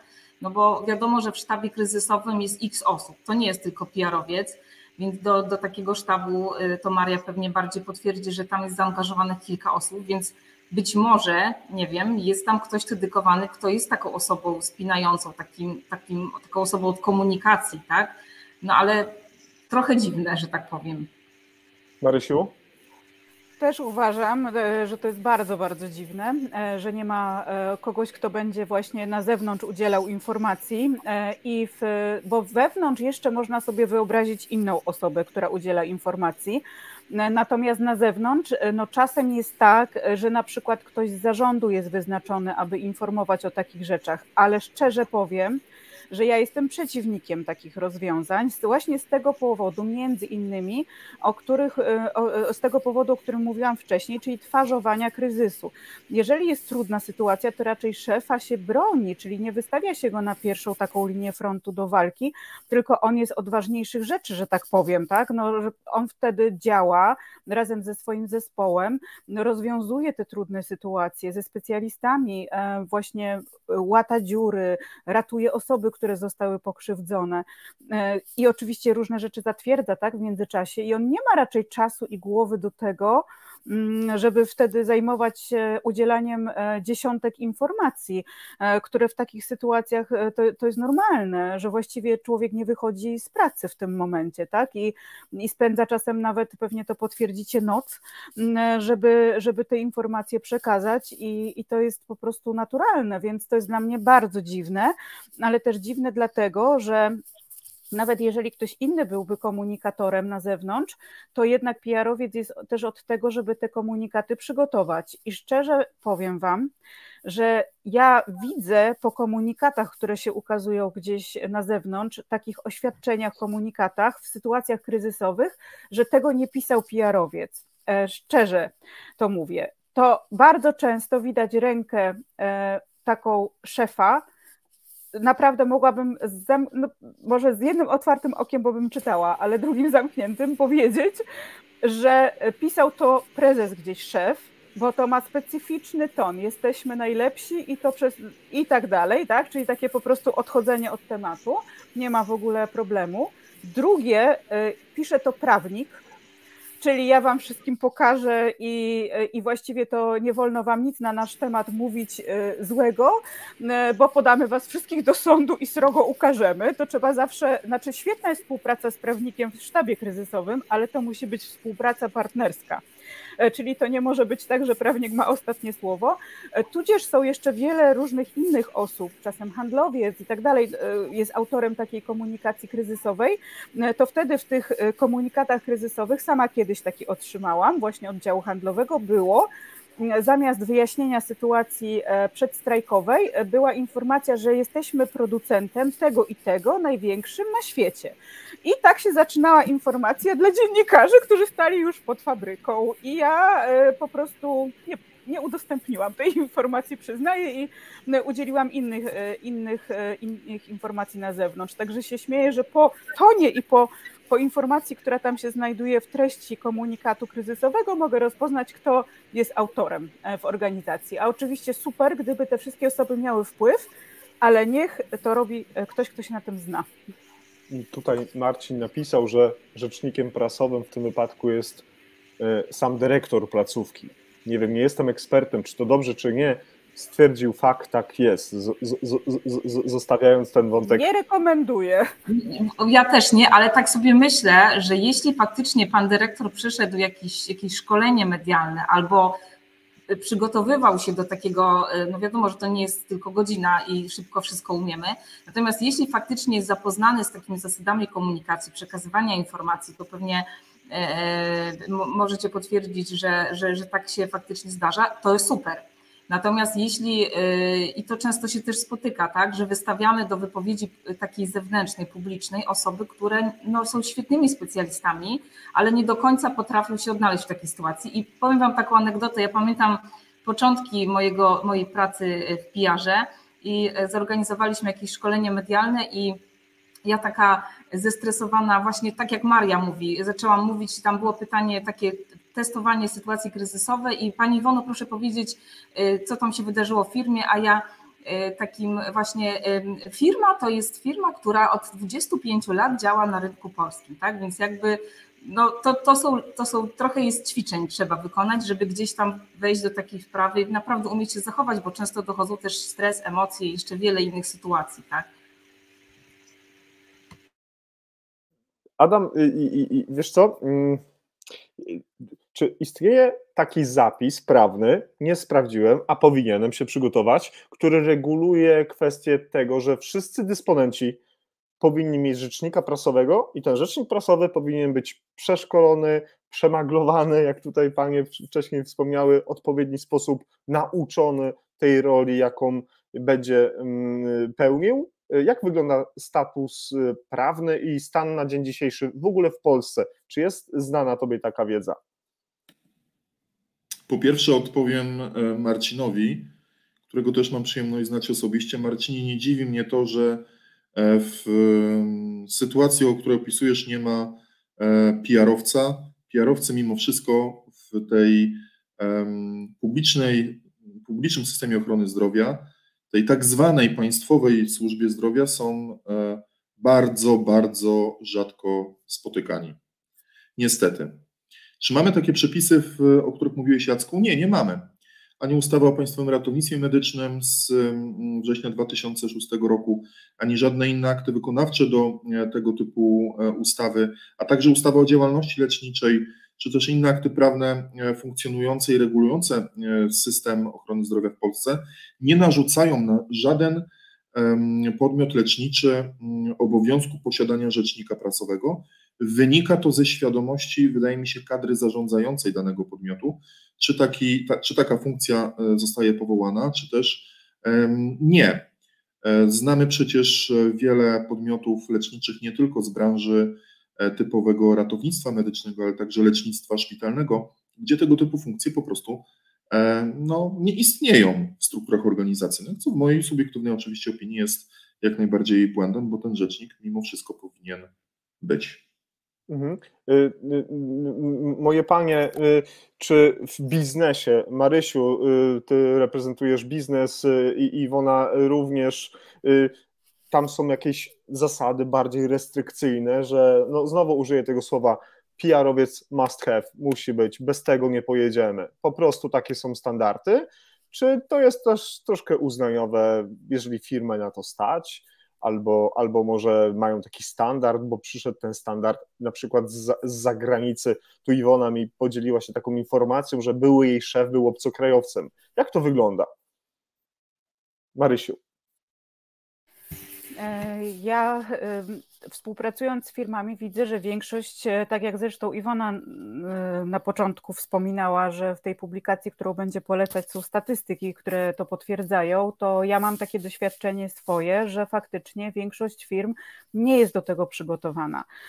Najczęściej trafiamy właśnie już w przypadku, kiedy kryzys jest zaogniony i tak naprawdę trzeba działać od wejścia na pełnych obrotach i tak naprawdę nie ma czasu, żeby przygotować coś bardziej strategicznego i zabezpieczyć tą organizację. I teraz w zależności od tego, jak przebiega kryzys, niestety często zdarza się tak, że te firmy, które przejdą go w dobry sposób i jeszcze tak jak mówimy tutaj o tym takim wzroście pokryzysowym, czyli wyciągną z tego wnioski, chociażby takie, czego nie robić w przyszłości, mimo tego, że się zarzekają na początku, że teraz to już na pewno się przygotują, to jak się wszystko dobrze skończy, to rezygnują z tego i mamy potem kolejny pożar i kolejny. My mamy takie doświadczenia, mówiąc ogólnie, bo to są wszystko takie poufne rzeczy, że czasem trafiamy do niektórych organizacji tylko w takich sytuacjach właśnie już bardzo trudnych. Także pomimo tego, że właśnie zawsze jest takie solenne przyrzekanie, to trochę jak z tymi postanowieniami noworocznymi, że w tym roku to już na pewno, no to też tak, że jak teraz ten kryzys nas dopadł, to takie trochę czarowanie rzeczywistości, że teraz już to ogarniemy, no ale potem się to kończy tak, jak się kończy. Natomiast czy polskie firmy, czy te, które mają większe struktury międzynarodowe, mają takie manuale częściej? Trudne pytanie. Wydaje mi się, że jednak te o strukturze międzynarodowej. I teraz w zależności od tego, skąd ta struktura pochodzi. Ja mam takie doświadczenie, że jeżeli jest gdzieś powiązanie z rynkiem niemieckim albo amerykańskim, to częściej się to zdarza jednak w tych firmach, z tego względu, że tam już takie działania właśnie oparte na profesjonalnym PR-ze, profesjonalnej komunikacji mają długą tradycję, zwłaszcza w Stanach, ale u nas w Europie Niemcy są takim krajem, zresztą Anglia też, który ma te tradycje takie długoletnie, także to jest moja obserwacja w tym zakresie. Iwona, a jakie ty masz przemyślenia, jeśli chodzi o te kwestie? Biznes, prywatny i tutaj te kwestie. To znaczy ja się tu zgadzam, że faktycznie te amerykańskie firmy, które mają takie jakieś korzenie, one są bardziej świadome i myślę sobie, że to, co ja widzę, to też nie wszystkie firmy mają w ogóle PR-owców, zacznijmy od tego. Nie wszystkie też pracują z agencjami PR-owymi. To nie jest tak, że każdy gdzieś tam ma taką osobę i przyznam szczerze, że też znam takie firmy prywatne, które trochę działają tak, jak tutaj Marcin podawał, że ktoś tam jest tym PR-owcem. Ktoś tam, jak trzeba coś powiedzieć, to ktoś tam wyjdzie i ktoś tam coś powie. Więc to niestety jeszcze tak jest. Natomiast myślę sobie, jeśli o tych kryzysach, to też... To nawet kiedyś chyba było takie badanie robione, już nie pamiętam, jaka to organizacja robiła i chyba na ileś tam szpitali tylko jakiś niewielki procent miał właśnie rzecznika prasowego albo osobę przeszkoloną w ogóle do tego, żeby gdzieś tam się wypowiadać, a pamiętajmy, że kryzysy bardzo często się zdarzają w szpitalach, tak? I to, co też wcześniej mówiliśmy o tym, że gdzieś tam ten pan z portierni też powinien być przeszkolony, żeby nawet przy okazji, jak przyjedzie dziennikarz, no bo on, tak jak Adam mówił, pojawia się często w sytuacjach właśnie takich trudnych, no to on nawet z takiej, wiecie, nie zawsze złej woli, to tam sobie coś powie, tak? Ja miałam taką sytuację w firmie, w której pracowałam, że mieliśmy właśnie, tak się to mówi, najazd, w cudzysłowiu, takiej telewizji interwencyjnej. I powiem szczerze, że byliśmy bardzo do tego przygotowani, też współpracowaliśmy z agencją, natomiast no, telewizja nas tak przechytrzyła, że weszli tylnym wejściem, gdzie sobie osoby stały i tam coś sobie rozmawiały. I no tak wiecie, zagadywali, tak, a co wy tutaj robicie, a jak się pracuje, a coś. I jeśli faktycznie, tak jak Maria powiedziała, takie osoby nie mają nawet świadomości tego, że no musimy umieć wiedzieć i też wiedzieć czasami nawet o takiej sytuacji kryzysowej, bo wiadomo, że nie musimy rozgłaszać całej firmie, no ale warto, żeby gdzieś tam nawet jak przyjeżdża telewizja, to żeby być do tego przygotowanym. No nie zawsze trzeba wszystko mówić i trzeba uważać, więc tak mi się wydaje, że tu jest jeszcze dużo do zrobienia, chociaż jest już lepiej na pewno niż kiedyś. Dziękuję bardzo. Adama poproszę, żeby rozpoczął ten wątek, bo on jest o tyle ważny, żeby może albo legislacyjnie w przyszłości, w tym roku, Adam, zgodzisz się, bardzo dużo zmian i w ustawie o zawodzie ratownika i ustawę o samorządzie, więc może to jest dobry czas na to, żebyśmy mówili o tych korzyściach wynikających z tego PR w medycynie przedszpitalnej dla wszystkich medyków, w ogóle dla środowiska medycznego. To Adam zacznie i panie dodadzą od siebie z pewnością swoje wnioski. Jakie mogą być korzyści konkretne, takie białe, czarno na białym, z tego, że ten PR w tej medycynie przedszpitalnej będzie rozbudowywany, będzie tworzony, będzie pielęgnowany i będą powielane odpowiednie postawy, żebyśmy, posiadając taką wiedzę, na przykład mogli pana dyrektora czy szefa placówki przekonać, że jest nam potrzebne takie szkolenie, taki warsztat, takie narzędzia. Tu Marysia z pewnością jeszcze coś więcej później na ten temat powie, odnośnie tego ABC, tej narzędziówki, którą gdzieś tam powinniśmy pod ręką mieć. No ale mówmy o korzyściach jeszcze, żeby kogoś przekonać, tego nieprzekonanego, że ten PR to nie tylko jakieś tam dziwne wymysły, ale coś bardzo ważnego. Adam. Po pierwsze, korzyścią będzie poprawa wizerunku. Zwróćmy uwagę na to, że ten wizerunek ratownika medycznego nie jest wcale taki najgorszy, jakbyśmy mogli się tego spodziewać, bo zgodnie z jedną z klasyfikacji, z takich list, że tak powiem, popularności, stoimy zaraz na 3. miejscu po strażakach. Zmieniła to pandemia, w której wspólnie daliśmy mimo wszystko radę. Natomiast drugą taką dużą korzyścią, jaka może wynikać z wdrożenia takiego sprawnego systemu public relations w medycynie przedszpitalnej, w mojej opinii jest zwiększenie świadomości pacjentów na temat celów, zadań tego systemu, a przez to zmniejszenie liczby wezwań, które nie stanowią stanu nagłego zagrożenia zdrowotnego. Czyli coś, o czym przecież, Jacku, bardzo często mówimy w naszym środowisku. A czy widzisz jakieś miejsce, jakiś obszar, który może przynosić jakieś ryzyko z tym związane? Mówiliśmy o plusach, to znajdujesz jakiś minus tego?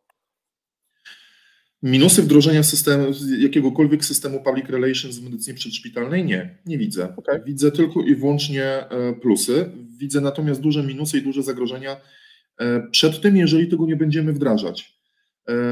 Jakiś czas temu, jeszcze bodajże przed pandemią, w Warszawie miało miejsce takie zdarzenie, gdzie zespół ratownictwa medycznego udzielał pomocy bezdomnej kobiecie i udzielał tej pomocy w miejscu publicznym na ulicy. Zespół został nagrany przez świadków zdarzenia, którzy oczywiście w przeciągu kilku sekund wrzucili ten materiał na Facebooka. Zgodnie z zasadą starą polską, zasadą, że wszyscy znamy się w Polsce najlepiej na polityce, medycynie i sporcie, przy czym ta znajomość na medycynie ogranicza się do chwycenia za smartfona i nagrania zdarzenia. W chwilę po tym w mediach oczywiście rozgorzała dyskusja na temat tego, czemu zespół nie chciał pomóc tej kobiecie, czemu nie chciano jej zabrać do szpitala i tak dalej, i tak dalej, i tak dalej. I co się stało? w przeciągu kilku dni zamiast wypowiedzi jakiegoś rzecznika prasowego, jakiegoś PR-owca w mediach, pojawiła się wypowiedź samego kierownika tego zespołu, który w mojej ocenie tego typu informacji nie powinien udzielać, a po drugie nie powinien udzielać dlatego, że trzeba wiedzieć, co można również powiedzieć mediom. Nie mówię tutaj, broń Boże, żebyśmy się nie zrozumieli w ten sposób, że mówię o jakimkolwiek zatajaniu pewnych rzeczy, ale pamiętajcie o tym, że jeżeli mówimy tutaj o PR-ze w medycynie przedszpitalnej, to jest mimo wszystko medycyna. I my tutaj nie możemy wystąpić przed kamerą i powiedzieć, że pacjent w wieku tym i tym miał złamaną nogę w tym i tym miejscu, a w dodatku miał jeszcze niewydolność serca, zawał mięśnia sercowego i podaliśmy takie leki, bo naruszamy w tym momencie chociażby prawa pacjenta. Tak więc jeżeli sami nie chcemy sobie tak naprawdę kłopotu przyprawić, to lepiej może scedować tą komunikację na właśnie PR-owca, właśnie na rzecznika prasowego, a nie wypowiadać się samemu. Jedna z dziennikarek tutaj łódzkich, która ze mną blisko współpracuje przy budowie wizerunku naszej stacji, powiedziała wprost, że od ratownika medycznego w takiej sytuacji ona oczekiwałaby tylko i wyłącznie powiedzenia, że robimy co możemy, trwa akcja ratunkowa, dalszych informacji niech udziela rzecznik prasowy i to wszystko.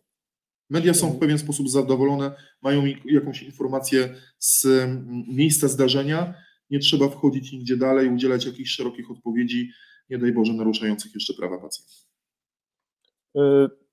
Może Iwona, jakie korzyści i jeśli widzisz jakiś obszar, który jednak jest ryzykowny, to bardzo proszę, wskaż ten obszar. Znaczy ja dodałabym do tego, co Adam powiedział, taką korzyść właśnie w takim zarządzaniu też tą sytuacją kryzysową, o której dużo mówiliśmy. Tak? To jest na pewno ogromna korzyść, jeśli chodzi o PR, ale dodałabym też do tego takie budowanie zaufania w ogóle do zawodu. Bo oczywiście ja się zgadzam i też widziałam takie badania, że zawód ratownika medycznego jest i w ogóle zawody okołomedyczne są bardzo wysokie, jeśli chodzi o zaufanie społeczeństwa i to faktycznie wzrosło po pandemii, ale to też pamiętajmy, że dziękowaliśmy, biliśmy brawo, a potem znowu się pojawił hejt, więc jakby tu niestety chciałabym powiedzieć, że to taka nasza mentalność, ale nie chcę tego powiedzieć. Wydaje mi się jeszcze jedną taki obszar, który ja widzę, który ma znaczenie, to jest takie, nie wiem jak to tak fachowo nazwać, ale tak w PR-ze to jest taka komunikacja wewnętrzna, czyli to, że ja jako pracownik takiej organizacji, szpitala, ja jako ratownik, wiedząc, że te działania takie PR-owe są robione, że tak powiem, i to się dzieje i mamy rzecznika albo mamy kogoś, kto to jakoś ogarnia, to ja też jako faktycznie, tak jak w jakiejś korporacji, też czuję się lepiej, tak? Utożsamiam się z taką organizacją, jestem jej częścią. Mało tego, sam też jakby jestem, o tym przecież Maria na początku mówiła, że jestem takim ambasadorem. No i widzimy, że na przykład jest bardzo dużo ratowników, którzy są wspaniałymi ambasadorami, wierzcie mi, w social mediach. Ja sobie odrobiłam zadanie domowe i naprawdę jestem fanką, wszystkich polajkowałam, zapisałam się na wszystkie newslettery i naprawdę jestem pod wrażeniem. Na końcu może powiem takie 3 przykłady, które zrobiły na mnie ogromne wrażenie i naprawdę my nawet PR-owcy powinniśmy się uczyć od takich osób, bo robią to naprawdę świetnie i takich osób powinno być więcej. Minusów żadnych nie widzę. I jedyne, jaki tak trochę może anegdotycznie i trochę śmiesznie, to powiedziałabym, że wtedy rzecznik ma więcej do pracy. Ale to chyba dobrze, bo po to robimy działania PR-owe, żeby o nas było głośno i dobrze.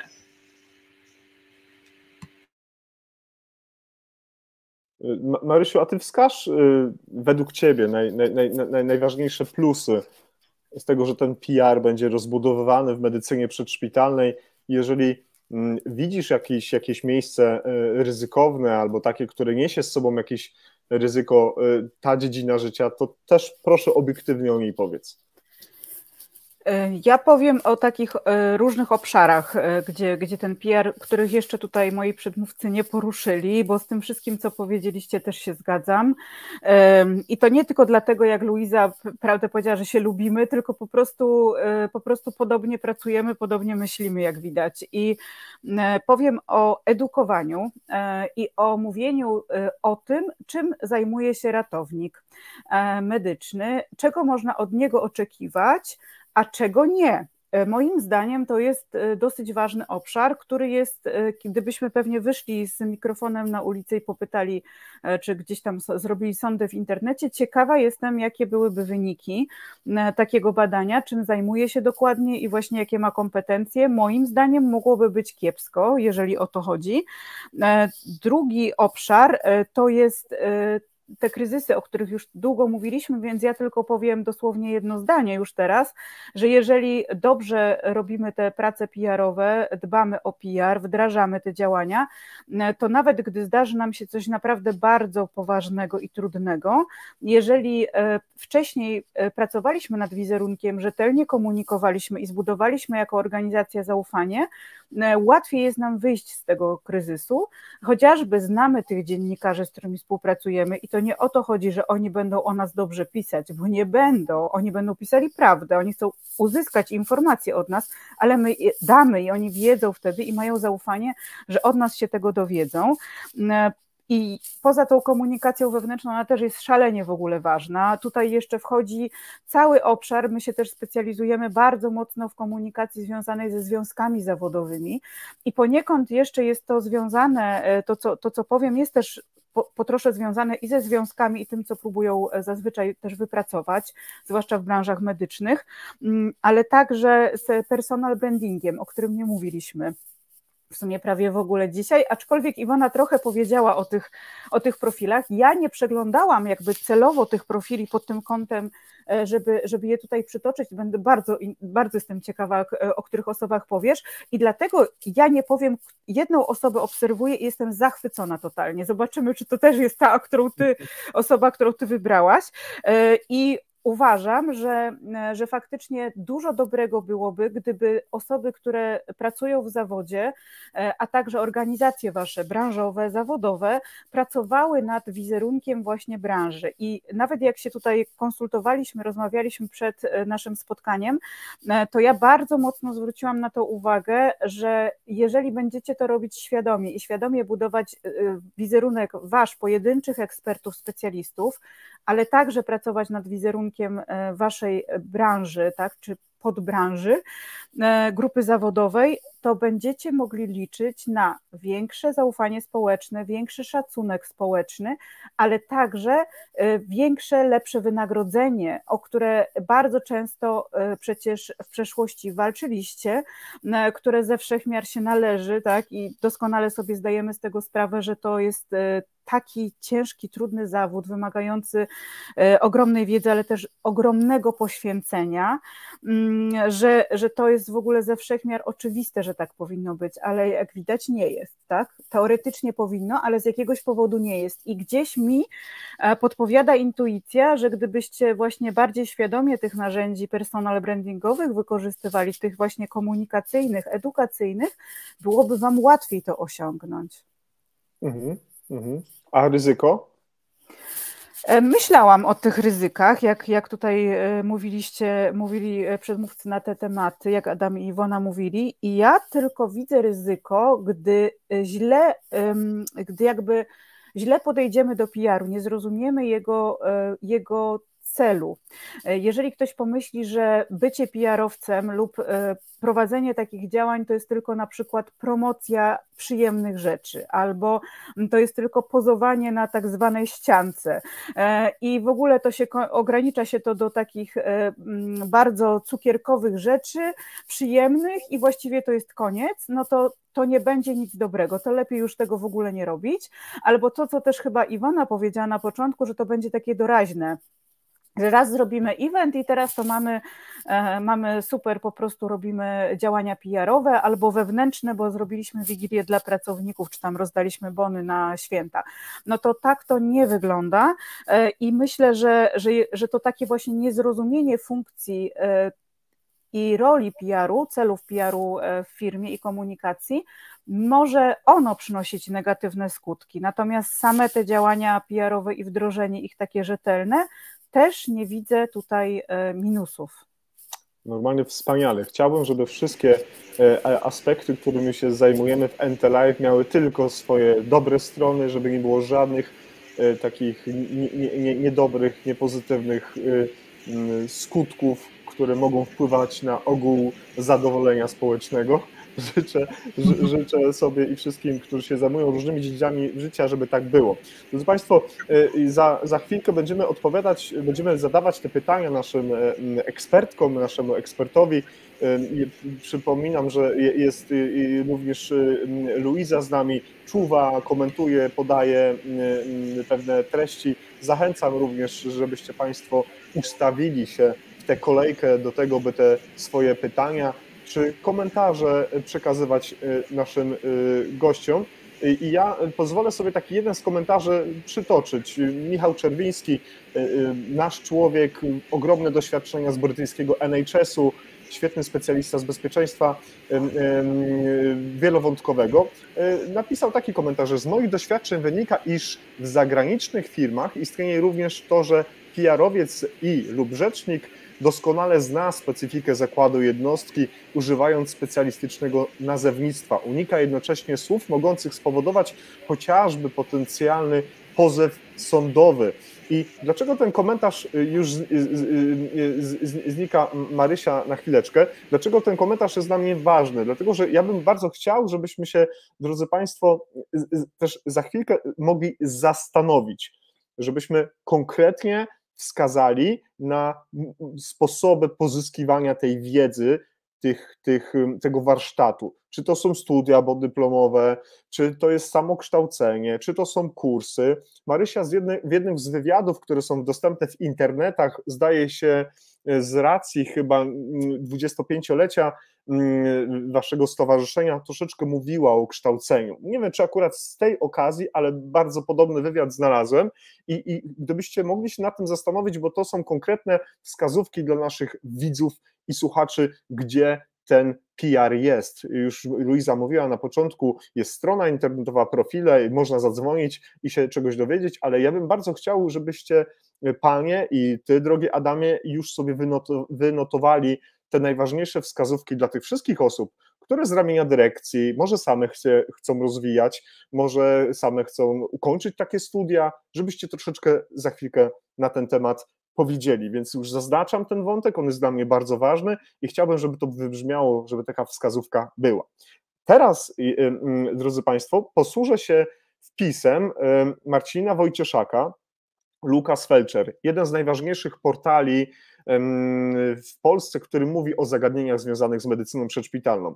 Człowiek, który bardzo rzetelnie przytacza wiedzę popartą faktami, tak zwany EBM, Evidence-Based Medicine, czyli wszystko to, co jest pokazywane, ma potwierdzenie swoje w statystyce, w odpowiednich badaniach. Pojawi się teraz ten slajd na naszym ekranie. Wszyscy Państwo, widzowie, słuchacze, będziecie mogli to obejrzeć. Ekspertki i ekspert również. I tam pojawiły się pewne pytania, które Marcin postawił. Marysia, jak pamiętam, chciałaby obalić pewną tezę. Nie wiem, czy dobrze pamiętam, ale może rzeczywiście tak jest. Zwróćmy uwagę, że Marcin opisał na tym zdjęciu, czym jest tak zwane public relations, długie S. Radio, telewizja, media społecznościowe, komunikacja, informacja, zaufanie, reputacja, badania, ten feedback, o którym my żeśmy rozmawiali, i eventy. Niech każdy z Was teraz, drodzy Państwo, poza tym pytaniem, które może znalazł się w opisie, wybierze sobie jedno z tych stwierdzeń i niech się do tego odniesie. Dlaczego dla niego akurat ten element z public relation jest taki ważny, to trochę trąca o Waszą własną definicję public relation. Może zaczniemy od Iwony. Taki teścik. Powiem Ci, Jacek, że dzisiaj cały czas zaczynasz ode mnie. Dobrze. No ale dobrze.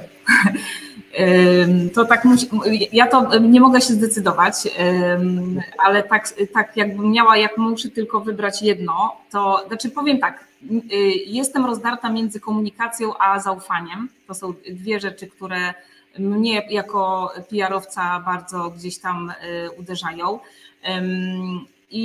Ale muszę wybrać, więc wybieram komunikację.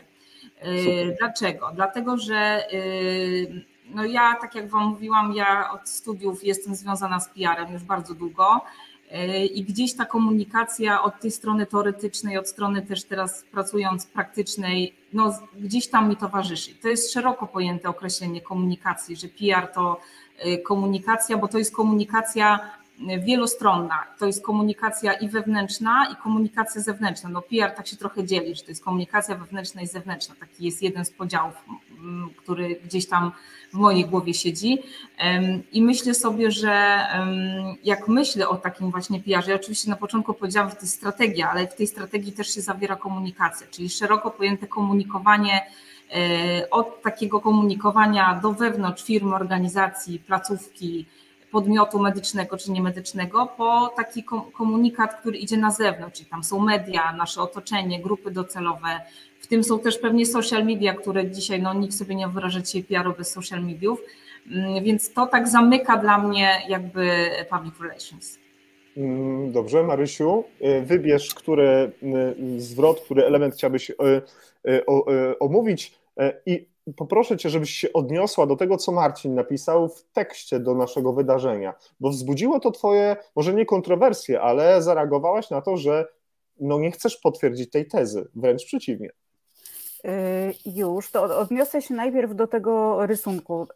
Tutaj ja też bym wybrała komunikację, dlatego że to jest podstawa wszystkich tych innych działań, czyli po prostu to, że ktoś nam ufa, czy że budujemy reputację, ona się zasadza na komunikacji, więc to jest dla nas najważniejsze.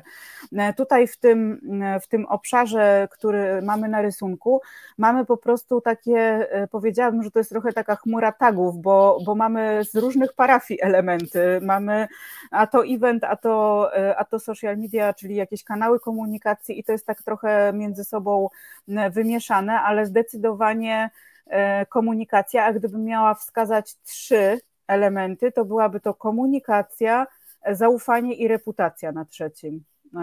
I tutaj widzę, że przewinąłeś mi, dziękuję, bo ja właśnie chciałam zapytać, o który fragment Tobie chodziło, bo ja też już bardzo długo pracuję w branży i jak widać pamięć nie do końca mi tutaj pozwala sobie to przypomnieć, więc jakbyś mi odświeżył to, o który fragment Tobie chodziło, to z przyjemnością się odniosę do tego. Tak, pamiętam, że Marcin przytoczył takie stwierdzenie, czy wszyscy w środowisko medyczne, czy wszyscy medycy ten sam powinni mieć taką samą formę ekspresji, przekazu, czy te wszystkie elementy dla wszystkich medyków, czytaj tutaj w medycynie przedszpitalnej, muszą być takie, żeby to utożsamiały każdą grupę zawodową, żebyśmy się wszyscy potrafili dogadać, czy też jednak możemy przyjąć jakąś indywiduum dla medycyny przedszpitalnej, w której definicja public relation no będzie może nieco bardziej się zawężać, chociaż jak pamiętam stwierdzenie Adama,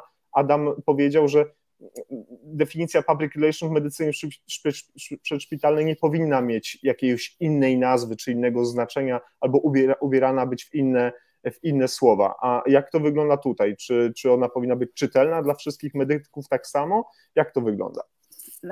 Ja uważam, że budowanie, bo tutaj jeżeli chodzi o budowanie wizerunku, bo o tym chyba rozmawialiśmy właśnie w tym kontekście, no to on powinien być budowany i dopasowany do potrzeb i do celów tego, dla którego się to robi. I nie można wszystkim jakby zbudować jednego dobrego, albo zawsze mówić o tym, że coś jest złe jednoznacznie. Jakieś cechy. One muszą być adekwatne do potrzeb, właśnie do jakichś atrybutów, do cech i tak dalej. I dlatego ja wspomniałam, że nie do końca może byłby to dobry pomysł, aby dla całej waszej grupy zawodowej budować jeden i ten sam wizerunek, skoro macie tak różnorodne służby w ramach swojego obszaru zawodowego. I trzeba byłoby się zastanowić, czy da się coś wyciągnąć na to, jeżeli byśmy już mówili o grupie zawodowej, na ten wyższy poziom i zrobić to takimi atrybutami grupy zawodowej, bo tu już wchodzimy na bardzo takie szczegółowe rozważania, a tak naprawdę też czy warto byłoby pomyśleć o tym, czy są jakieś atrybuty? Moim zdaniem tak, bo się bardzo różnią, na przykład tylko dla SOR-u, tylko dla pogotowia, tak i tak dalej.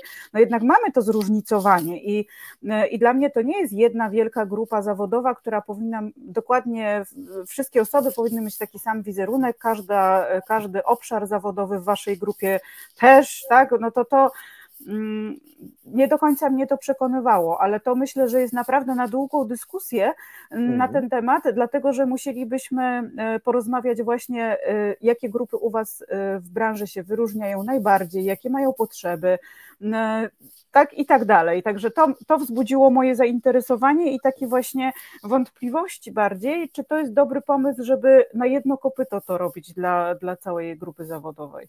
Dziękuję bardzo, bo to też bardzo się cieszę, że wyłapałaś to bardzo szybko i jest mi niezmiernie miło, że odniosłaś się jeszcze na antenie do tej kwestii. Pozdrawiamy w tym momencie Marcina Wojcieszaka i dziękujemy mu za to. On zresztą został poinformowany, że na tapet dzisiaj wrzucimy jego post. No to dobrze, to Adam, to ty sobie coś wybierz, bo już mówiłeś o komunikacji, ale może sobie coś jeszcze z tego slajdu wybierz, bo ja mam jeden na koniec dla siebie. A co? Coś tam sobie zostawiłem. Ponieważ Iwona i Marysia mówiły o komunikacji, to ja komunikacji nie wybiorę tym razem. Ale chcę zwrócić uwagę na jedną rzecz, na te social media. Zwróćcie uwagę, że tak naprawdę budowanie takiego PR-u ratownictwa medycznego w Polsce zaczęło się tak naprawdę bardzo oddolnie od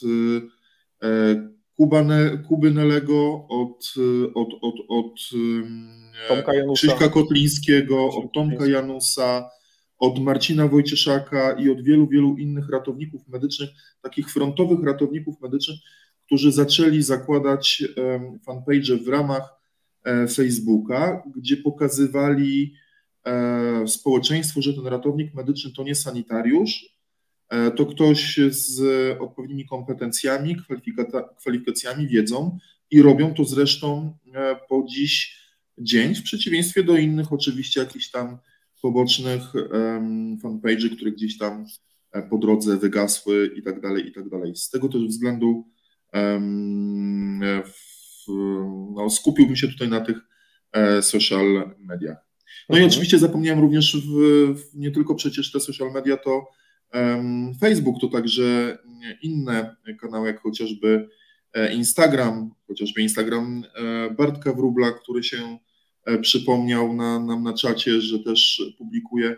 Faktycznie tych osób i tych specjalistów jest bardzo wielu i zaczęli oni przez te social media, tak jak już wspomniałem na początku, budować PR naszego zawodu oddolnie. I świetnie, bo wiele tak naprawdę tych oddolnych inicjatyw może następnie zostać przekutych w jakieś ogólnosystemowe działania. I oby tak było.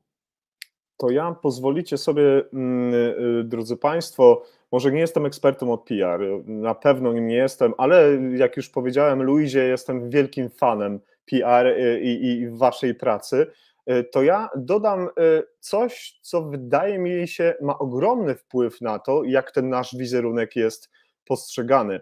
Drodzy Państwo,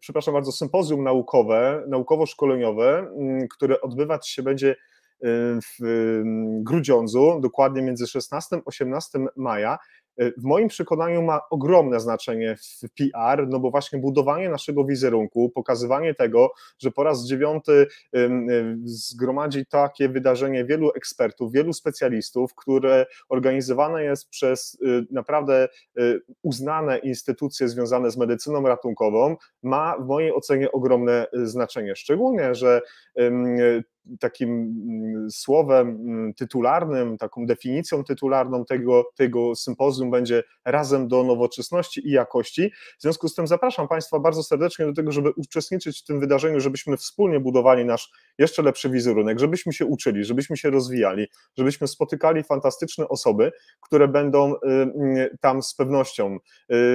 Lotnicze Pogotowie Ratunkowe, Rejonowe Pogotowie Ratunkowe w Sosnowcu, konsultant krajowy w dziedzinie medycyny ratunkowej, konsultant krajowy w dziedzinie chirurgii dziecięcej, Polskie Towarzystwo Badania Bólu, no i partnerzy. I jest mi z tego powodu bardzo miło powiedzieć, drodzy Państwo, pochwalić się, bo myślę, że to też wizerunkowo dobrze zrobi robotę taką, że Nuri Striget zasiadł pośród partnerów tej ważnej konferencji i jest nam z tego powodu niezmiernie miło. I już teraz zapraszam Państwa na 10 maja do nas, do NT Live, gdzie będziemy mieli specjalnie do tego dedykowaną audycję. Będą zaproszeni organizatorzy tego wydarzenia w Grudziądzu i będzie możliwość poznać cały program ramowy tej konferencji, który już jest przygotowany. Zatem zapraszam bardzo serdecznie do tego, żebyśmy wspólnie budowali jeszcze lepszą nasz wizerunek, pokazując społeczeństwu, że się uczymy, że się rozwijamy, że nie chcemy stać w miejscu, bo jak wiemy, że jak ten, co stoi w miejscu, no to nie pójdzie za daleko, za szybko, bardzo szybko wypadnie czy z branży, czy z biznesu, czy z takich nawet naszych relacji. Drodzy Państwo, no to teraz mam nadzieję, że notatki żeście, drodzy, wszyscy zrobili. To zaczniemy od tych naszych pytań, które się pojawiają. Mam nadzieję, że żadnego nie pominę. Luiza, jeżeli jesteś, to czuwaj nad tym, żeby niczego nie pominąć. Wspomniany wcześniej Marcin Gbiorczyk napisał tak.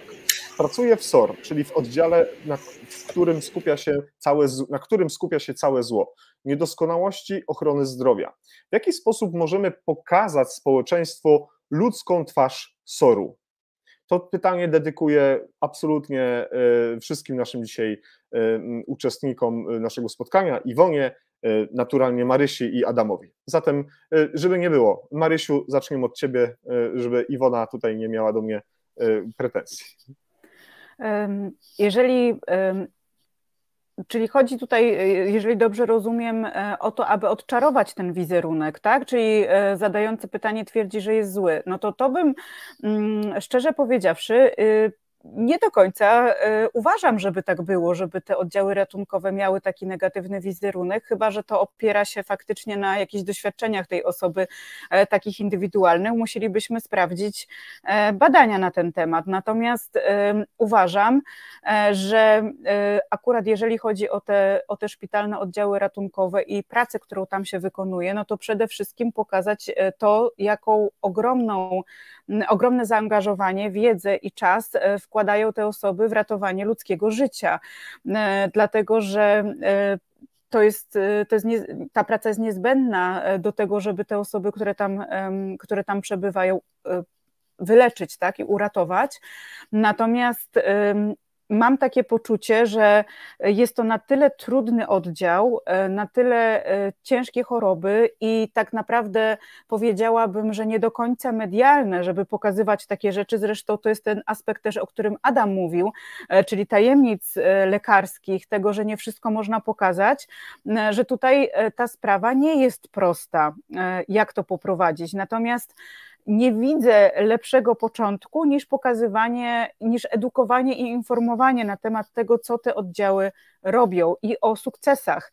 Być może osoby, które zostały tam właśnie uratowane, czy ich rodziny w przyszłości będą chciały podzielić się takimi historiami z właśnie takich dobrych sytuacji i to byłoby też jakimś elementem takim pozytywnym. Także ja bym myślała w tą stronę, żeby przedstawić jak najwięcej informacji o tym, co robicie, ale też pokazywać i kłaść nacisk na sukcesy i te pozytywne rzeczy, które w waszej pracy się wydarzają. Adam, bardzo Cię proszę, Tobie bardzo bliska jest praca w SOR-ze, więc doskonale sobie pewnie z tym poradzisz. Nie wiem, co Marcin ma na myśli przez tą ludzką twarz SOR-u, ale jeżeli chodzi o taki pozytywny wizerunek tego SOR-u, to wydaje mi się, że faktycznie można przecież wyciągnąć przypadki osób, które chociażby przeżyły zatrzymanie krążenia, a zdarzają się takie przypadki. I te osoby, które, jeżeli wyrażą oczywiście chęć udziału w takiej akcji promocyjnej, no to mogą być dobrym tak naprawdę świadectwem tego, że SOR ratuje życie.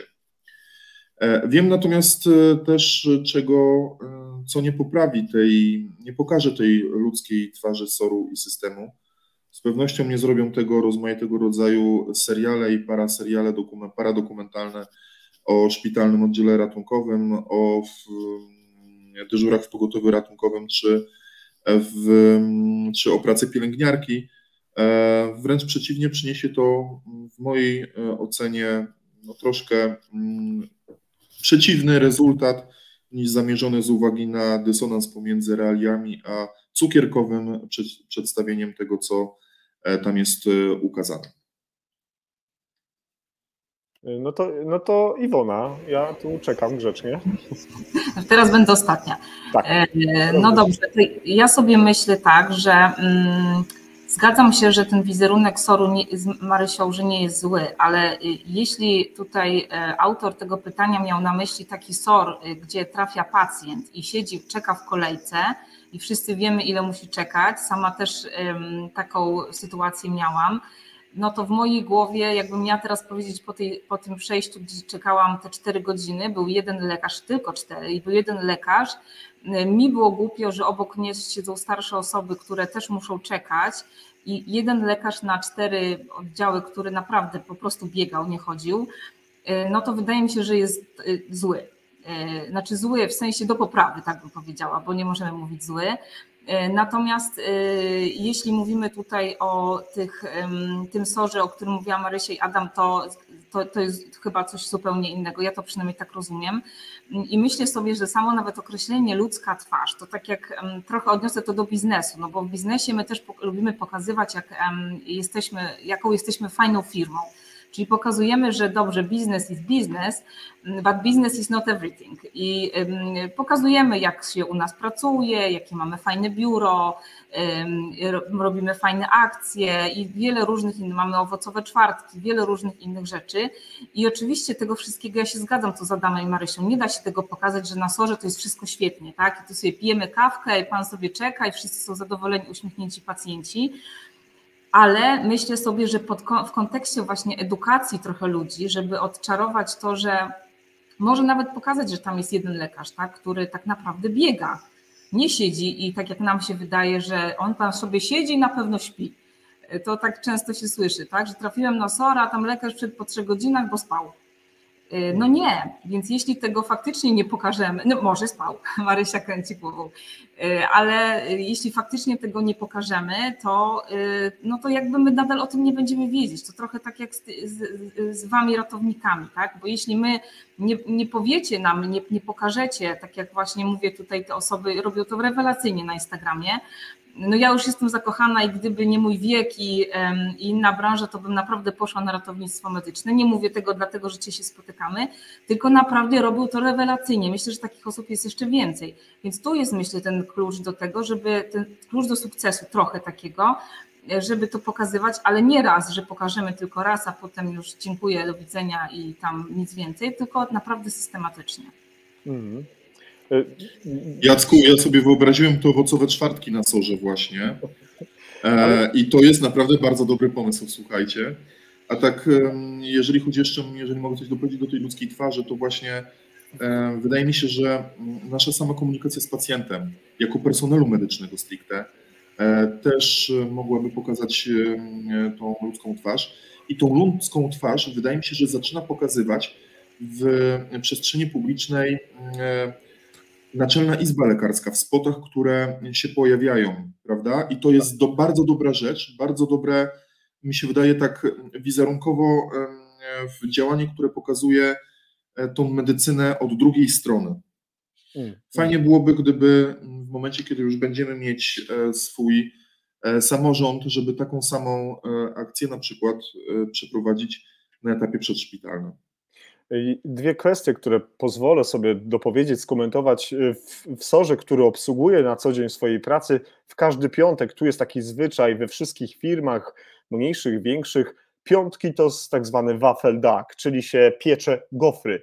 Więc jak się w piątek przekazuje pacjenta na SOR-ze, to od rana jedna osoba zawsze gdzieś tam jest skierowana do tego, żeby w zaciszu napiec tych gofrów i jak przekazujemy pacjenta i czujemy ten zapach gofrów w całym SOR-ze, to naprawdę aż się chce tam trochę poczekać. To jest ta kwestia. Może zamiast pytania dlaczego do nas, Gofer. Tak, po prostu i często jesteśmy częstowani, to jest bardzo miłe. A jeśli chodzi o ten spot, o którym powiedziałeś, drogi Adamie, to faktycznie pisaliśmy na ten temat na naszym profilu facebookowym. Zachęcam, żeby tam zerknąć, oczywiście do Naczelnej Rady Lekarskiej. Powiem Państwu, że nawet był odcinek o no fault na ten temat.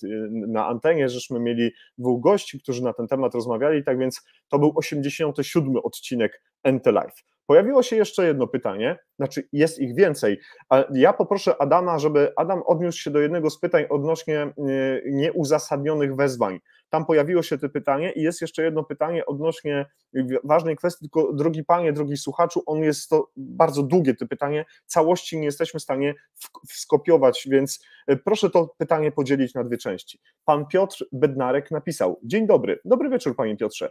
W nawiązaniu do kryzysowych sytuacji, czyli dobrym krokiem jest wyprzedzenie ewentualnych artykułów, lepiej przyznać się wcześniej do ewentualnych negatywnych wydarzeń. Tak mamy to rozumieć, drogi eksperci i ekspertki? Kto się chciałby odnieść do tego, co napisał pan Piotr? Może Marysiu? Powiem, to zależy, dlatego że zależy od tego, co się wydarzyło. Nie zawsze musimy komunikować o negatywnych wydarzeniach, zależy czego dotyczyły, jakie jest potencjalne jakby siła rażenia tej sytuacji, ilu osób dotyczy, jaka jest skala, kto jest w to zaangażowany. Także to są takie elementy, które trzeba rozpoznać i dopiero wtedy podjąć decyzję, czy wyprzedzamy informacyjnie takie sytuacje. Raczej bardzo rzadko stosuje się taką metodę aktywnego komunikowania o takich sytuacjach, chyba że właśnie mają ogromną skalę, tak? I jest to na przykład jakieś zatrucie, nie wiem, coś takiego, co ma też wpływ na inne osoby, albo chcemy przestrzec też za pomocą mediów, aby więcej osób nie uległo jakby tej sytuacji, tak? To wtedy sądzę, że byłoby to zasadne. Bardzo proszę, jeżeli ktoś się chce jeszcze odnieść, czy to Iwona, czy to Adam. Tak, ja bym jeszcze chciała tu dodać może trochę taką tajemnicę PR-ową, ale faktycznie nie zawsze jesteśmy w stanie przewidzieć kryzysy, ale jeśli gdzieś tam już coś wiemy, że coś się tli, to czasami my PR-owcy gdzieś już trochę wcześniej wyprzedzamy to, czyli może trochę więcej takiego pozytywnego PR-u, a może coś jednak zrobimy już trochę wcześniej. Niekoniecznie musi to być już komunikowanie, żeby też wszyscy zrozumieli, że będziemy tam mówić, że niedługo to coś tam, a może ktoś tam albo się coś zadzieje, ale bardziej bym szła w ten taki proaktywny sposób, czyli wiemy, że być może coś się wydarzy, no to zróbmy coś, czy to w social mediach, czy z mediami, czy nie wiem, czy jakąś, nie wiem, piknik, tak mówię trochę w taki sposób, żeby gdzieś potem, jak już się to mleko wyleje, to być może będzie nam łatwiej na przykład nawet zarządzać taką sytuacją. Adam, jeżeli masz ochotę jeszcze coś do tego dołączyć, dodać, to bardzo cię proszę, a jeśli nie, to odniosę się. Proszę, jeżeli masz ochotę. Jeżeli chodzi o te sytuacje kryzysowe, to pamiętajmy o tym, że system Państwowego Ratownictwa Medycznego i kryzysy w tym systemie to nie tylko takie stricte sytuacje kryzysowe PR-owe, ale tutaj nawiążę do sytuacji takich chociażby zdarzenia mnogie i masowe. Tutaj też jest dość duże tak naprawdę niebezpieczeństwo wyjścia z tym przed szereg i informowania szerokiego o tym, że gdzieś wydarzyło się zdarzenie mnogie masowe i tak dalej, bo za chwilę, znając niestety mentalność społeczeństwa, w rejonie tego zdarzenia mnogiego masowego będziemy mieli najazd nie tylko dziennikarzy, ale również okolicznych osób, całego społeczeństwa i to w przypadkach chociażby tak ważnego bezpieczeństwa kontrterrorystycznego może mieć istotne znaczenie. Tak więc ja bym też tak do końca może jakoś z wyprzedzeniem nie do końca tak się obnażał z tymi kryzysami i kajał się od razu też publicznie przed wszelkimi rzeczami.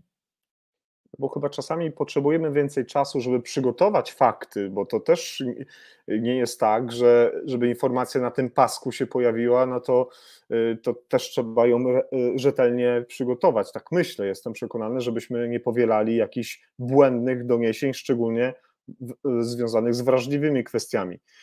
Teraz będzie chyba czas na tą prośbę, którą do Was, drodzy Państwo, skierowałem, do naszych gości, bo pojawił się Krzysiu Kotliński z nami, autor, twórca profilu Paramedic Poland Ratownictwo. Krzysiu jest jednym ze współorganizatorów dzisiejszego wydarzenia, za co ogromnie jestem mu wdzięczny.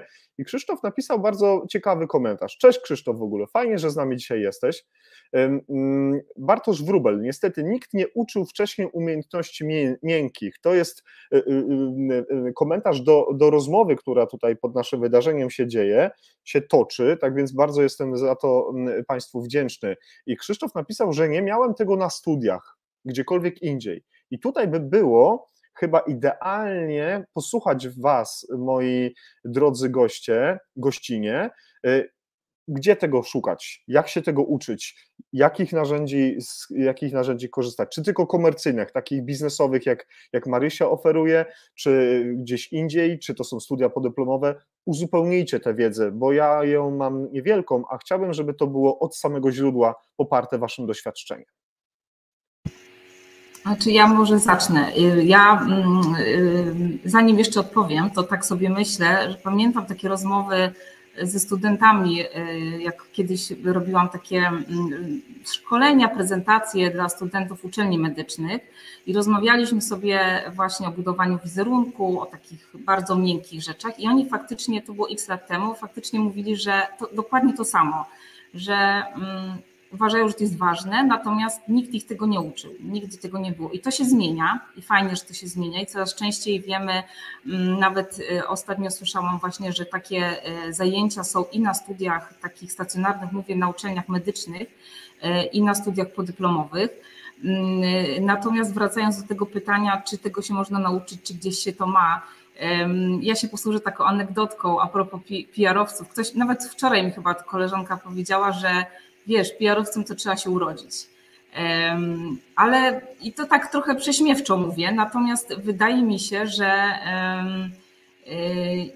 nie wiem jak inni, natomiast jakby dla mnie oczywiście ważne jest też to, że na studiach się tego uczymy, będąc na przykład na PR-ze, tych komunikacji czy psychologii, to nie tylko PR, ale to socjologia, gdzieś tam trochę więcej jest tych takich miękkich umiejętności i to jest na pewno taki pierwszy krok, jeśli już jesteśmy, natomiast no, jeśli mówimy o tej branży medycznej, to faktycznie kiedyś pewnie tego nie było, teraz jest trochę więcej, więc to fajnie, że to się zmienia i gdzieś, natomiast myślę sobie i to też pewnie Adam potwierdzi, że i lekarze mają różne szkolenia i pewnie ratownicy, sam nawet podawałeś takie miejsce, gdzie można trochę tak, że tak powiem, nawet złapać takiego flow dotyczącego tego, jak się komunikować i jest coraz więcej takich miejsc, gdzie taką wiedzę można przyswoić.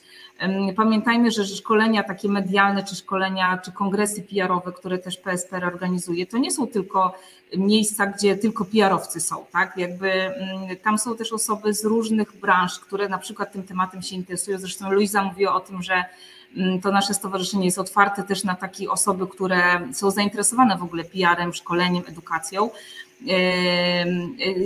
Na pewno jest fajny taki też dużo z takich serwisów, gdzie można trochę taką wiedzę bardzo tak przyswajalnie sobie przyswoić.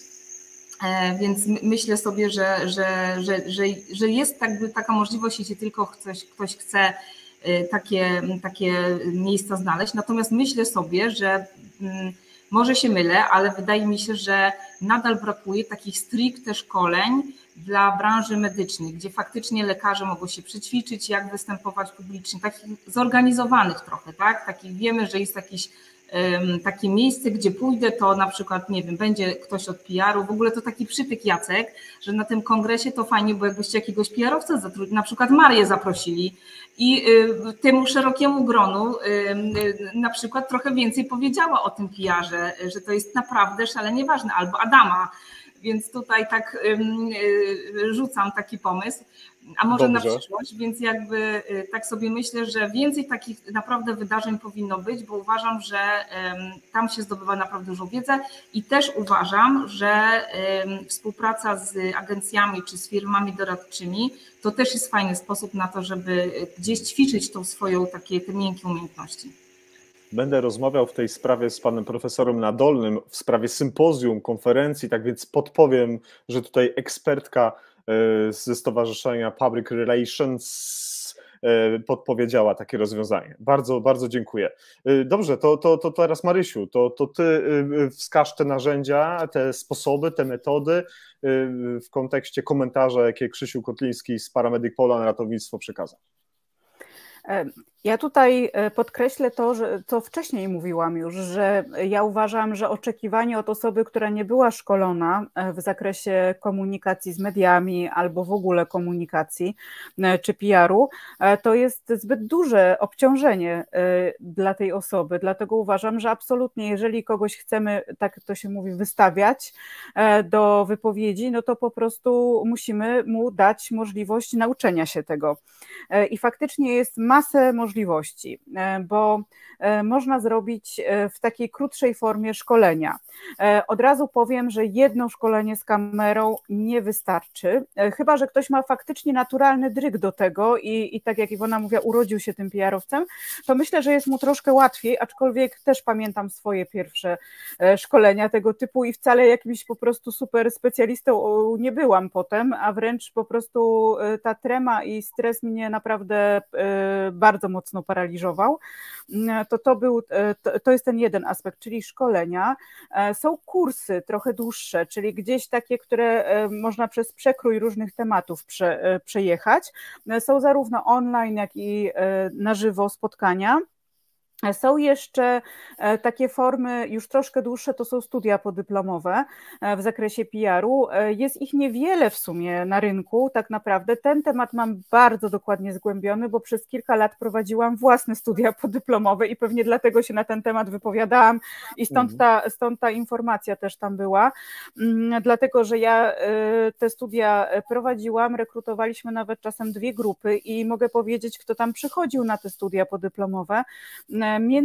Osoby nie tylko pracujące w działach właśnie marketingu, czy PR-u, czy komunikacji, ale tak naprawdę dyrektorzy szkół, lekarza nie mieliśmy żadnego, ale z branży medycznej osoby takiej szeroko pojętej.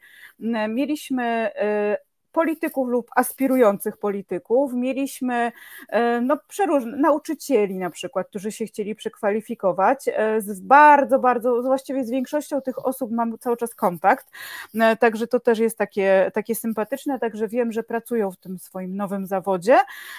No i jeszcze jest taka tradycyjna forma edukacji, jak studia 1. i 2. stopnia.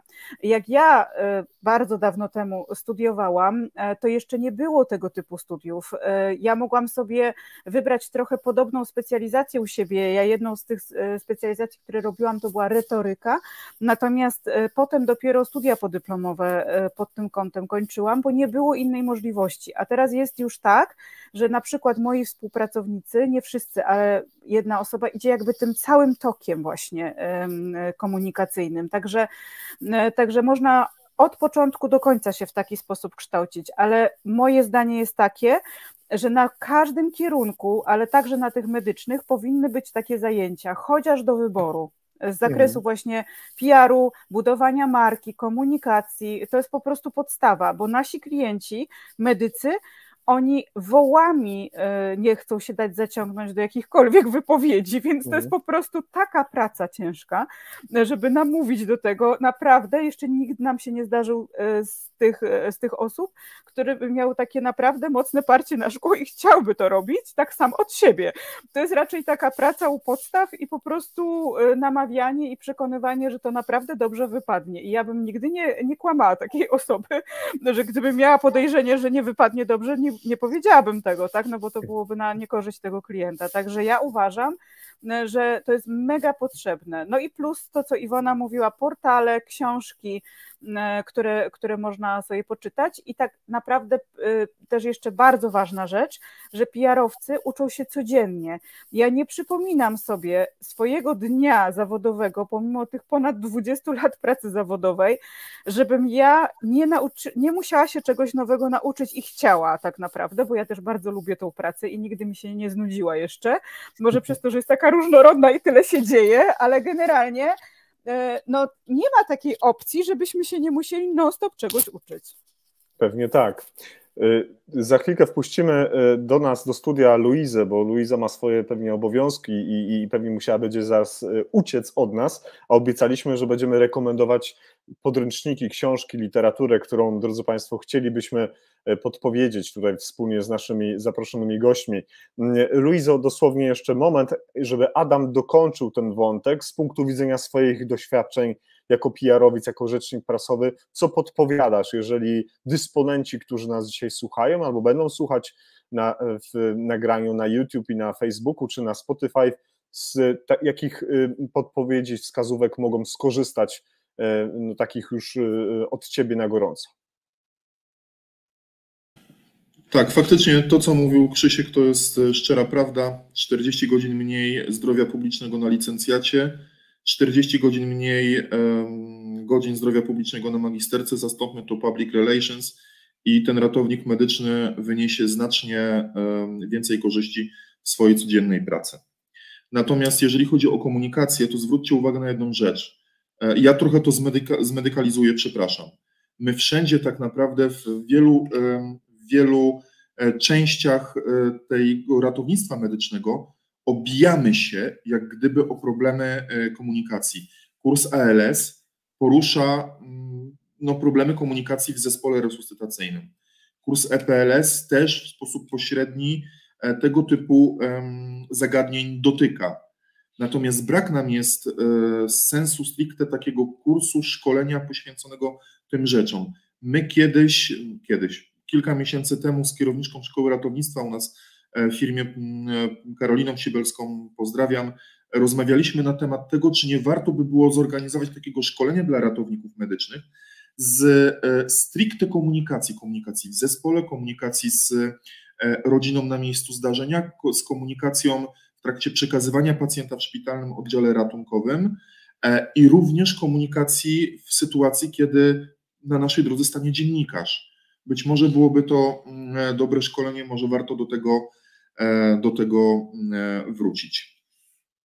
Dziękuję Tobie bardzo, Adamie. Dobrze, to teraz wpuścimy Luizę i Adam, koniecznie przypomnij, że są jeszcze 2 pilne pytania ze scenariusza do Ciebie i pojawiło się jeszcze jedno pytanie dla Ciebie w komentarzach. Gdybyś był tak uprzejmy teraz zerknąć na to i odpowiedzieć, bo ono trochę jest dedykowane Tobie. Myślę, że jak będzie też odpowiedź czy pisemna, czy jeżeli byś chciał się odnieść na antenie, to bardzo Cię o to proszę, więc Luiza, czy jesteś gotowa? Doskonale, zatem bardzo się cieszę.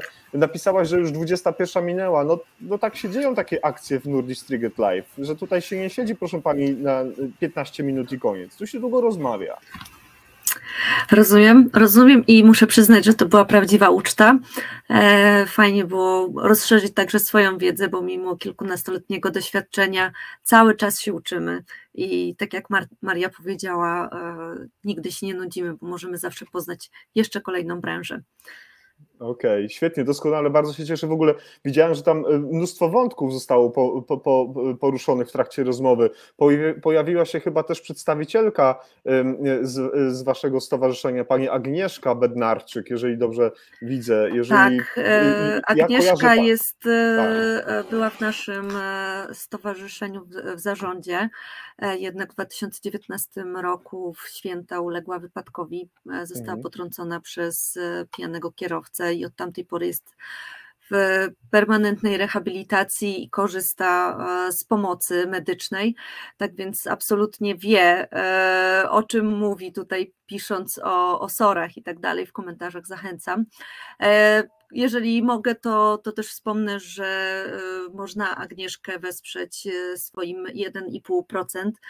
Za chwilkę wrzucę w komentarz dane, bo Przypominam, że jeszcze tylko chwila na rozliczenie PIT-ów, a może akurat nie macie nikogo wybranego, więc ja bardzo, bardzo kibicuję Agnieszce i widząc po komentarzach widzę, że nie straciła swojego flow PR-owego, więc czekamy z powrotem na nią w branży.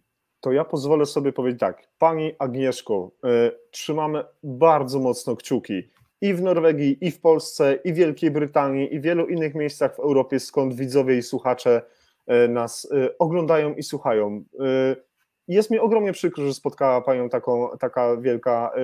takie wielkie nieszczęście, ale trzymam kciuki, żeby Pani jak najszybciej wróciła do zdrowia, żeby Pani mogła nadal robić swoją PR-ową dobrą robotę i za wszystkie Pani wskazówki, które już dzisiaj Pani nam udzieliła, bardzo Pani dziękuję. Kłaniam się nisko i życzę Pani bardzo szybkiego powrotu do zdrowia. Dobrze, moje drogie panie, drogi Adamie, może zacznijmy od Luizy. No to jaka literatura branżowa, może inna, może poboczna, jest rekomendowana naszemu środowisku medycznemu, no żebyśmy mogli tę wiedzę gromadzić, zgłębiać, poszerzać, rozszerzać. Dokładnie tak. Dobrze, tak więc ja nie mam niestety fizycznie swojej książki, którą chciałabym polecić, ponieważ w stowarzyszeniu mamy taką instytucję jak Book Crossing i na konferencjach przekazujemy sobie przeczytane już książki.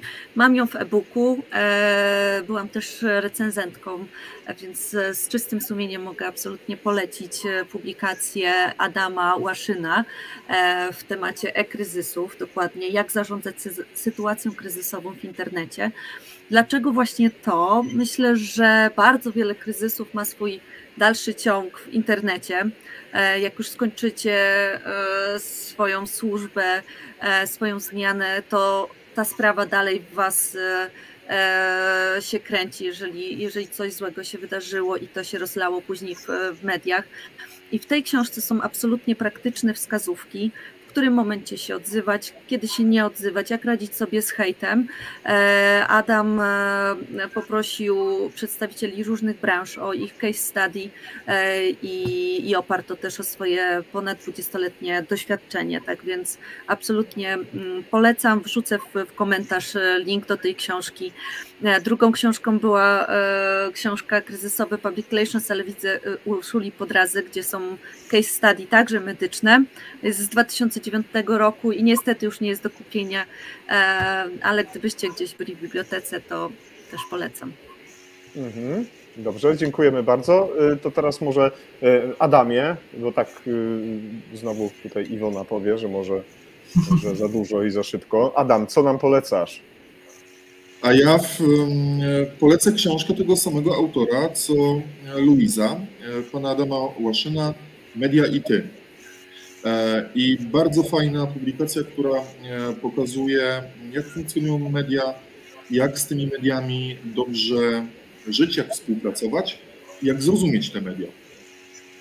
Dobrze, doskonale. Mam prośbę, żebyście, Luizo, zarówno ty i Adam, żebyście wkleili link do tych publikacji, żeby nasi widzowie mogli bezpośrednio się nad tymi książkami pochylić, ba nawet przeczytać i to bardzo szybko, no bo o to chodzi w książkach, żeby je czytać. Zapraszam, Marysiu, teraz twoja kolej. Czy ja mogę dwie książki? Bo jedną, tak, potwierdzam, że obydwie książki Adama są świetne, polecam z zamkniętymi oczami. Polecam też, jeżeli chcielibyście taką pigułkę wiedzy w miarę taką aktualną, no bo są różne książki, które przechodzą przez wszystkie obszary PR-u, ale potrzebowalibyście tak jakby doedukować się po jakimś szkoleniu albo na jakimś kursie, to jest książka Dariusza Tworzydło, który przeszedł właśnie przez wszystkie elementy PR-u i nazywa się Public Relations praktycznie. I tutaj też jest dużo case study i tak dalej. Właśnie patrzę na rok wydania, żeby wam powiedzieć, który to był rok. No, 2017, także nie jest to tam ten rok, tak? Ale nie jest to też publikacja stara, także uważam, że jest ok. I jeszcze jedna, bo trochę mówiliśmy o budowaniu wizerunku marki osobistej i o marce osobistej, o wystąpieniach właśnie osób z branży medycznej i ja strasznie chciałam wam polecić taką książkę, bo tutaj możecie nabrać przekonania że budowanie wizerunku personalnego czy występowanie w mediach to pokazywanie jakiejś swojej idealnej strony. A ja chciałam polecić właśnie książkę Brené Brown, świetnej psycholog, Dary niedoskonałości się nazywa.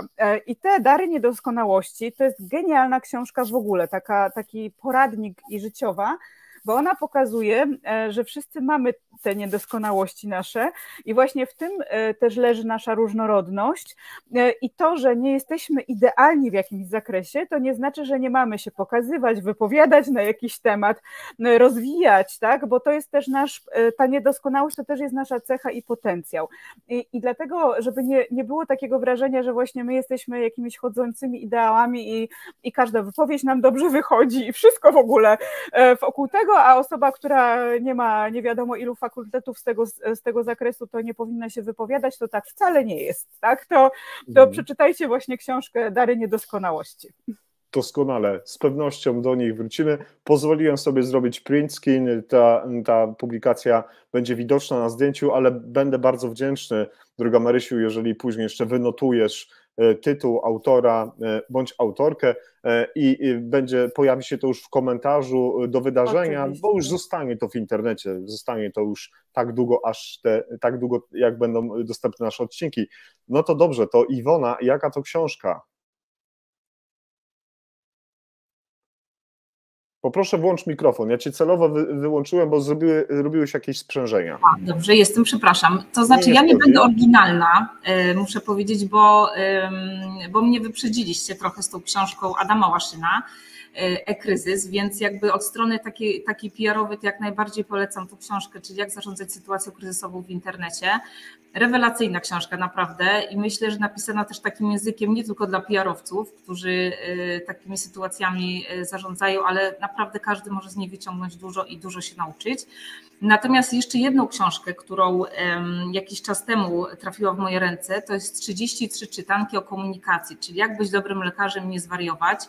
To nie jest PR-owa książka, ale polecam, napisana w bardzo przystępny sposób. Trochę taki nawet, jak pierwszy raz ją wzięłam w ręce, to pomyślałam sobie, że taka dla dzieci trochę książka. Tomasz Sobierajski, 2014 rok.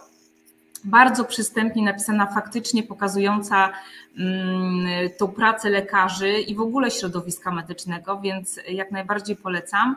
I ostatnia moja, też nie PR-owa, ale myślę sobie, że to lektura dla każdego. Ratownik, nie jestem Bogiem. Ja swego czasu czytałam podobną książkę, nie mogę sobie przypomnieć niestety tytułu, ale to już było trochę dawno temu. Natomiast ta książka jest nowa, niezbyt długa, natomiast naprawdę polecam. Myślę sobie, że dla Was jako osób, które ten zawód wykonują też, ale bardziej myśląc o tej edukacji, o której dzisiaj bardzo dużo rozmawialiśmy, żeby zrozumieć ten zawód i zobaczyć, że no, tam też jest człowiek. Mogę wrzucić na forum, jeśli chcecie, to może będzie łatwiej. Tak, bardzo proszę, ja pozwoliłem sobie to wkleić. Chyba tak naprawdę pierwszy raz tutaj wkleiliśmy własny komentarz, to jest coś jakieś duże wydarzenie, ale bardzo się cieszę. Dopełnijcie, drogie panie, drogi Adamie, tego zaszczytnego obowiązku polecenia konkretnej literatury, która z pewnością zainteresuje naszych widzów, słuchaczy. Bardzo się z tego powodu już cieszę. Dobrze, ja mam dwa pytania bardzo ważne, które chciałbym zadać Adamowi. Przepraszam cię, ja się szybko pożegnam, bo tak, ja właśnie chciałem ustąpić miejsca. Muszę przejąć dzieciaki, ale bardzo, bardzo dziękuję i serdecznie zapraszam Podsumuj nasze spotkanie, kilka zdań. Bardzo, bardzo serdecznie Was zapraszam do poszerzania wiedzy w zakresie public relations i komunikacji. Wyjdzie to wszystkim, absolutnie wszystkim na dobre. Wiem, że jesteście absolutnie zajęci, ale myślę, że to też dobre jest dla naszych szarych komórek, zapobiega Alzheimerowi, żeby ciągle się czegoś uczyć, a czemuż by nie PR-u. Tak więc my jako stowarzyszenie będziemy chętnie wspierać i jeszcze raz dziękuję bardzo za zaproszenie PSPR-u na łamę Twojego webinaru. Waszego webinaru. Naszego webinaru, dokładnie tak. To jest Entelive, to wspólne dzieło zespołu Entelive i tysięcy widzów i słuchaczy. Dziękuję za Twoją obecność, dziękuję za Twój czas. Mam nadzieję, że może jeszcze później uda nam się zrobić pamiątkowe zdjęcie, więc ogarnię dzieciaki i zapraszam jeszcze do naszego private chatu. No, może być trudno, ale No to innym razem. trzymajcie się cieplutko. Cześć. Dzięki, wszystkiego dobrego, pozdrawiamy. Dobrze, no to teraz z pewnością każdy chciałby jeszcze dopowiedzieć coś, co jest bardzo ważne z punktu widzenia PR-owca. Proszę, żebyśmy w głowach teraz tworzyli pewne podsumowanie dzisiejszego spotkania.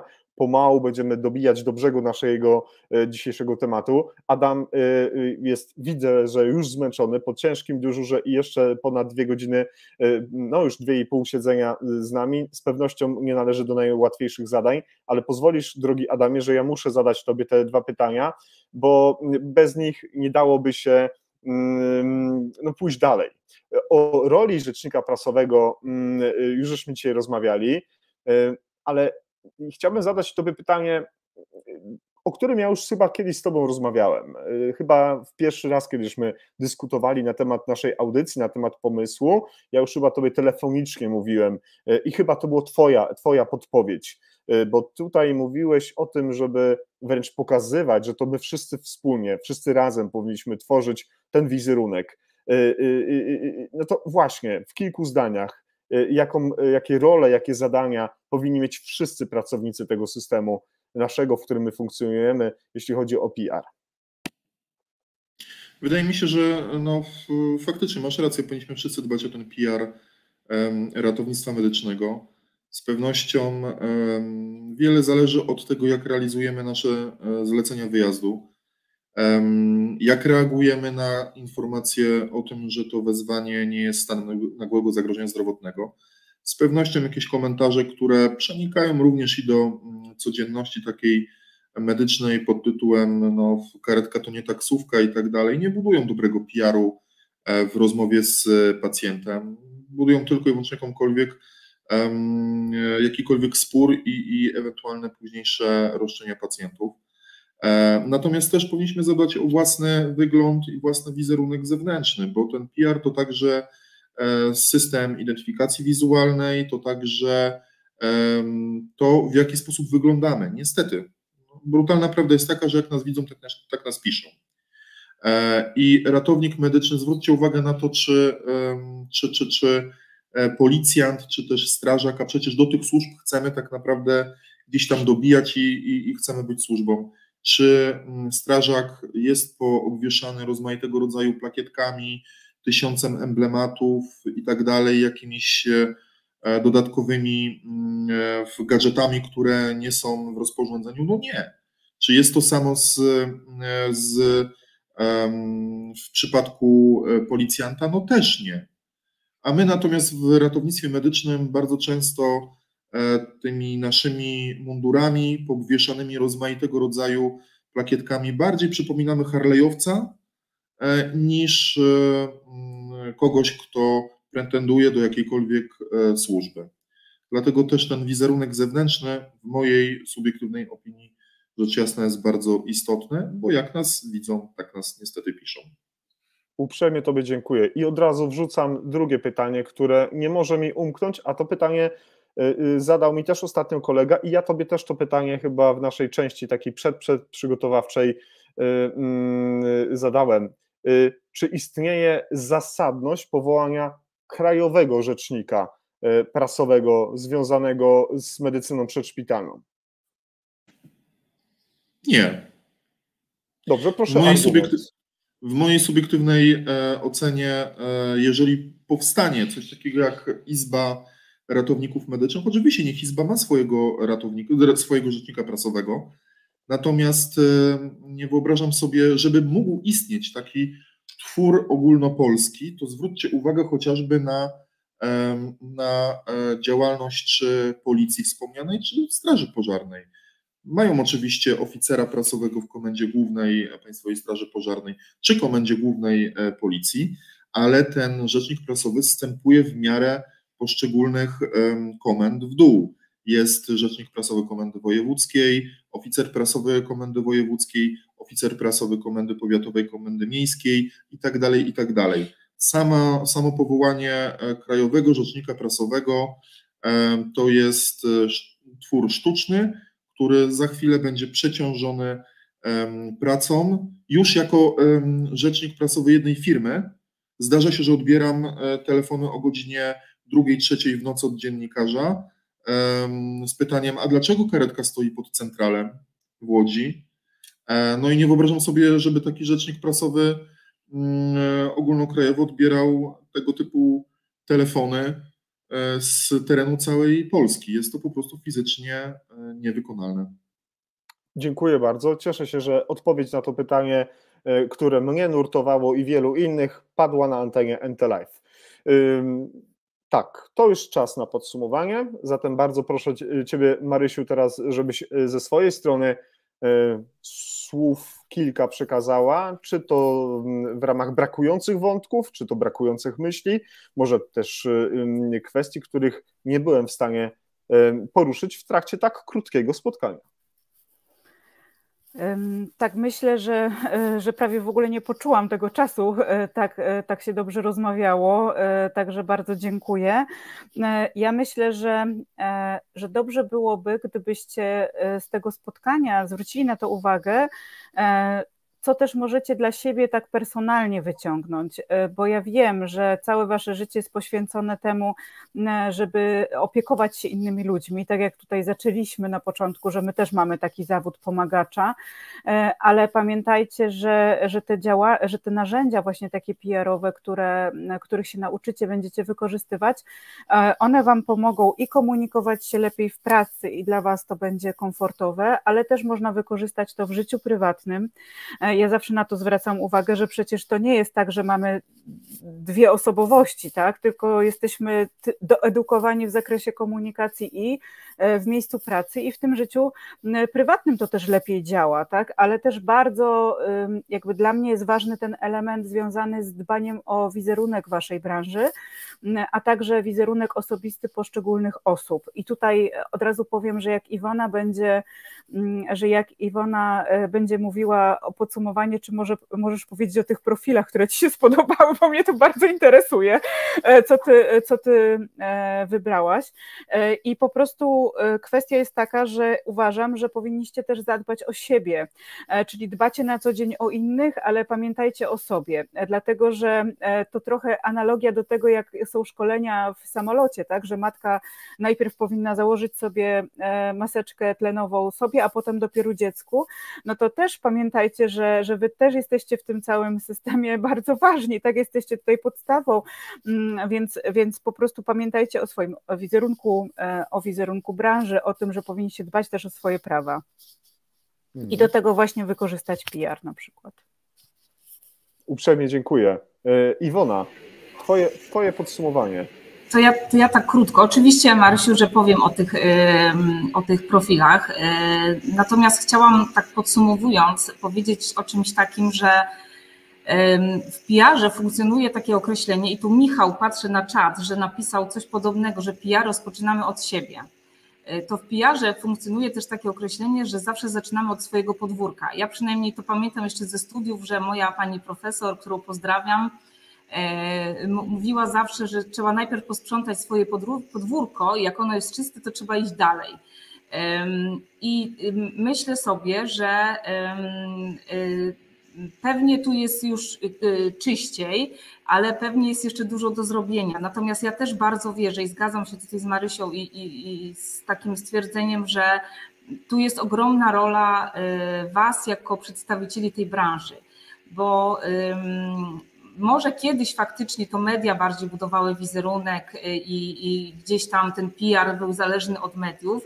Dzisiaj w dobie social mediów, o których też Adam mówił, że są ważne, to ja się w 100% zgadzam, że to wy jako przedstawiciele tej branży i tak naprawdę w każdej branży jest trochę podobnie. Lekarze też budują wizerunek, placówki medyczne budują wizerunek poprzez to, co robimy i co pokazujemy. No i tutaj już od razu powiem, że Młody Ratownik to jest taki profil na Instagramie, który ja znalazłam i też jest blog do tego. Nie przeczytałam jeszcze wszystkich przypadków, które tam były opisane, ale naprawdę są napisane w bardzo takim fajnym języku i odczarowują ten zawód. Kobieta w karetce. I trzeci to jest ratowniczy, Grzesiek Nowak. Tak sobie spoglądam tutaj na ściągę, wybaczcie, ale obserwuję i będę obserwowała. I ja jeszcze chciałabym jakby życzyć Wam tego, że nie wszyscy musicie być PR-owcami, tak? Nie wszyscy musicie do końca zgłębiać ten temat. Od tego są osoby, które powinny pomagać.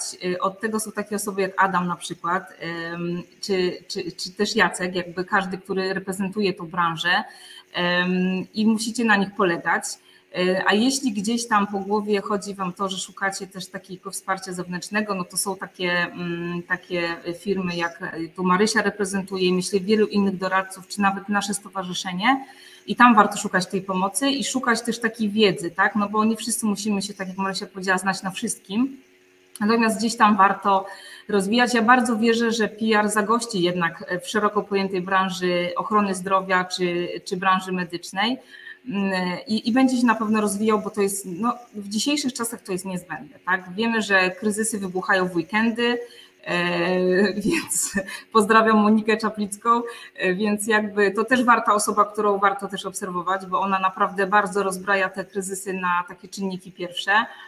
Więc jeśli ktoś by chciał, pewnie tak sobie trochę pozwolę na taką, nie to, że prywatę, ale tak myślę, że taką informację od nas, że zawsze fajnie też, jeśli gdzieś ktoś ma jakieś pytania, to myślę, że wszystkich nas znajdziecie w internecie, więc zawsze gdzieś tam, czy inne osoby też, czy w ogóle stowarzyszenie, to warto gdzieś tam też pytać, może jak to zrobić, może nie do końca powiemy, jaka powinna być strategia, czy jakie narzędzia dobrać i nie rozrobimy tego od razu, natomiast pewnie warto też pytać, co można zrobić, jak coś zrobić, bo to gdzieś tam przez to się też uczymy.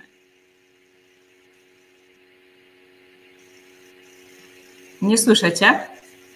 Tak. Posuwało się bardzo ciepłych słów w stosunku do medyków, którzy uprawiają, jak się okazuje, świetny PR w internecie. Ja nie mogę inaczej powiedzieć, wiesz Jacek, ja w tej branży siedzę, ja ją uwielbiam, więc jakby to jest moje życie, więc nie mogę absolutnie złego słowa powiedzieć. Dziękuję bardzo. Młody ratownik znamy. Przytoczyłaś jeszcze jeden profil, nie usłyszałem.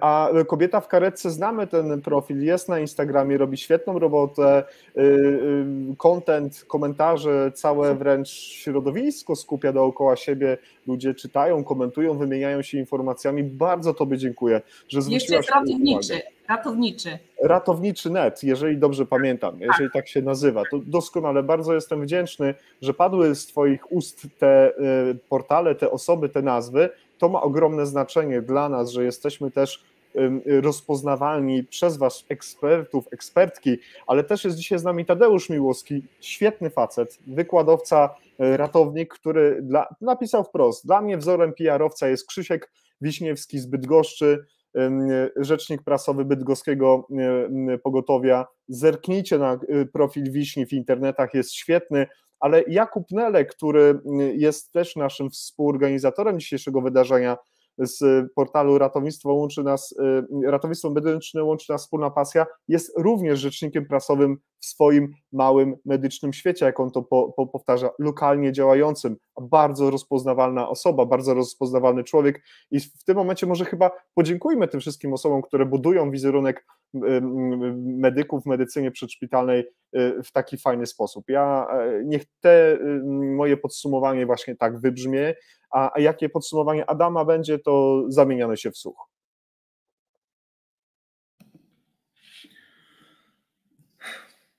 Nie wiem tak naprawdę, co powiedzieć, moi drodzy.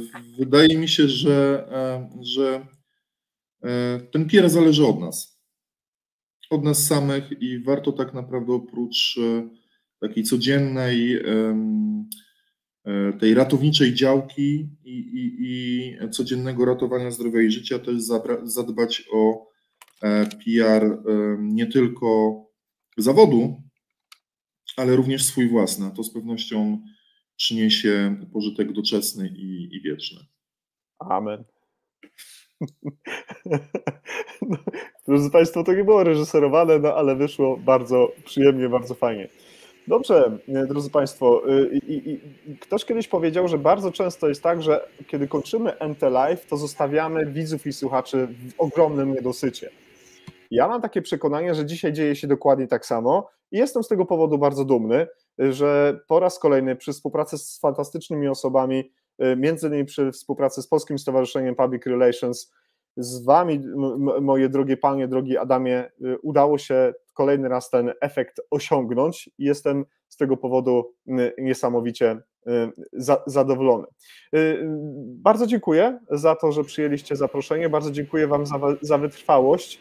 Myślę, że nie było Wam, drogie panie i drogi Adamie, zbyt łatwo wysiedzieć aż tak długo, ale Marysia powiedziała, że czas minął dosyć przyjemnie, tak więc mam nadzieję, że szczerze powiedziane, a nie PR-owy przekaz. Nie. Nam również było bardzo miło i bardzo dziękujemy za zaproszenie. Dziękuję. Dziękujemy bardzo. Również dziękuję i do zobaczenia na wszelkich rodzajach konferencjach i spotkaniach. Tak, dbajmy o to również w taki sposób, o nasz wizerunek. Ja tylko przypomnę, drodzy Państwo, że byli z nami dzisiaj gościnie dwie panie, pani Iwona Dziedzic-Gawryś, rzeczniczka prasowa, znany lekarz, dok planer. Była z nami też pani doktor Maria Buszman, ekspertka do spraw komunikacji i doradztwa strategicznego, prezeska zarządu Buszman Komunikacja. Była z nami również Luiza Jurgiel-Żyła, honorowa członkini Polskiego Stowarzyszenia Public Relations i był z nami dzisiaj pan Adam Stępka, ratownik medyczny, rzecznik prasowy Wojewódzkiej Stacji Ratownictwa Medycznego w Łodzi. Kłaniam się Państwu nisko, ja nazywam się Jacek Borowek, to był 88. odcinek NT Live. Do zobaczenia i do usłyszenia przy okazji kolejnego odcinka na naszej antenie. Wszystkiego dobrego, bądźcie zdrowi i dobranoc. Dobranoc.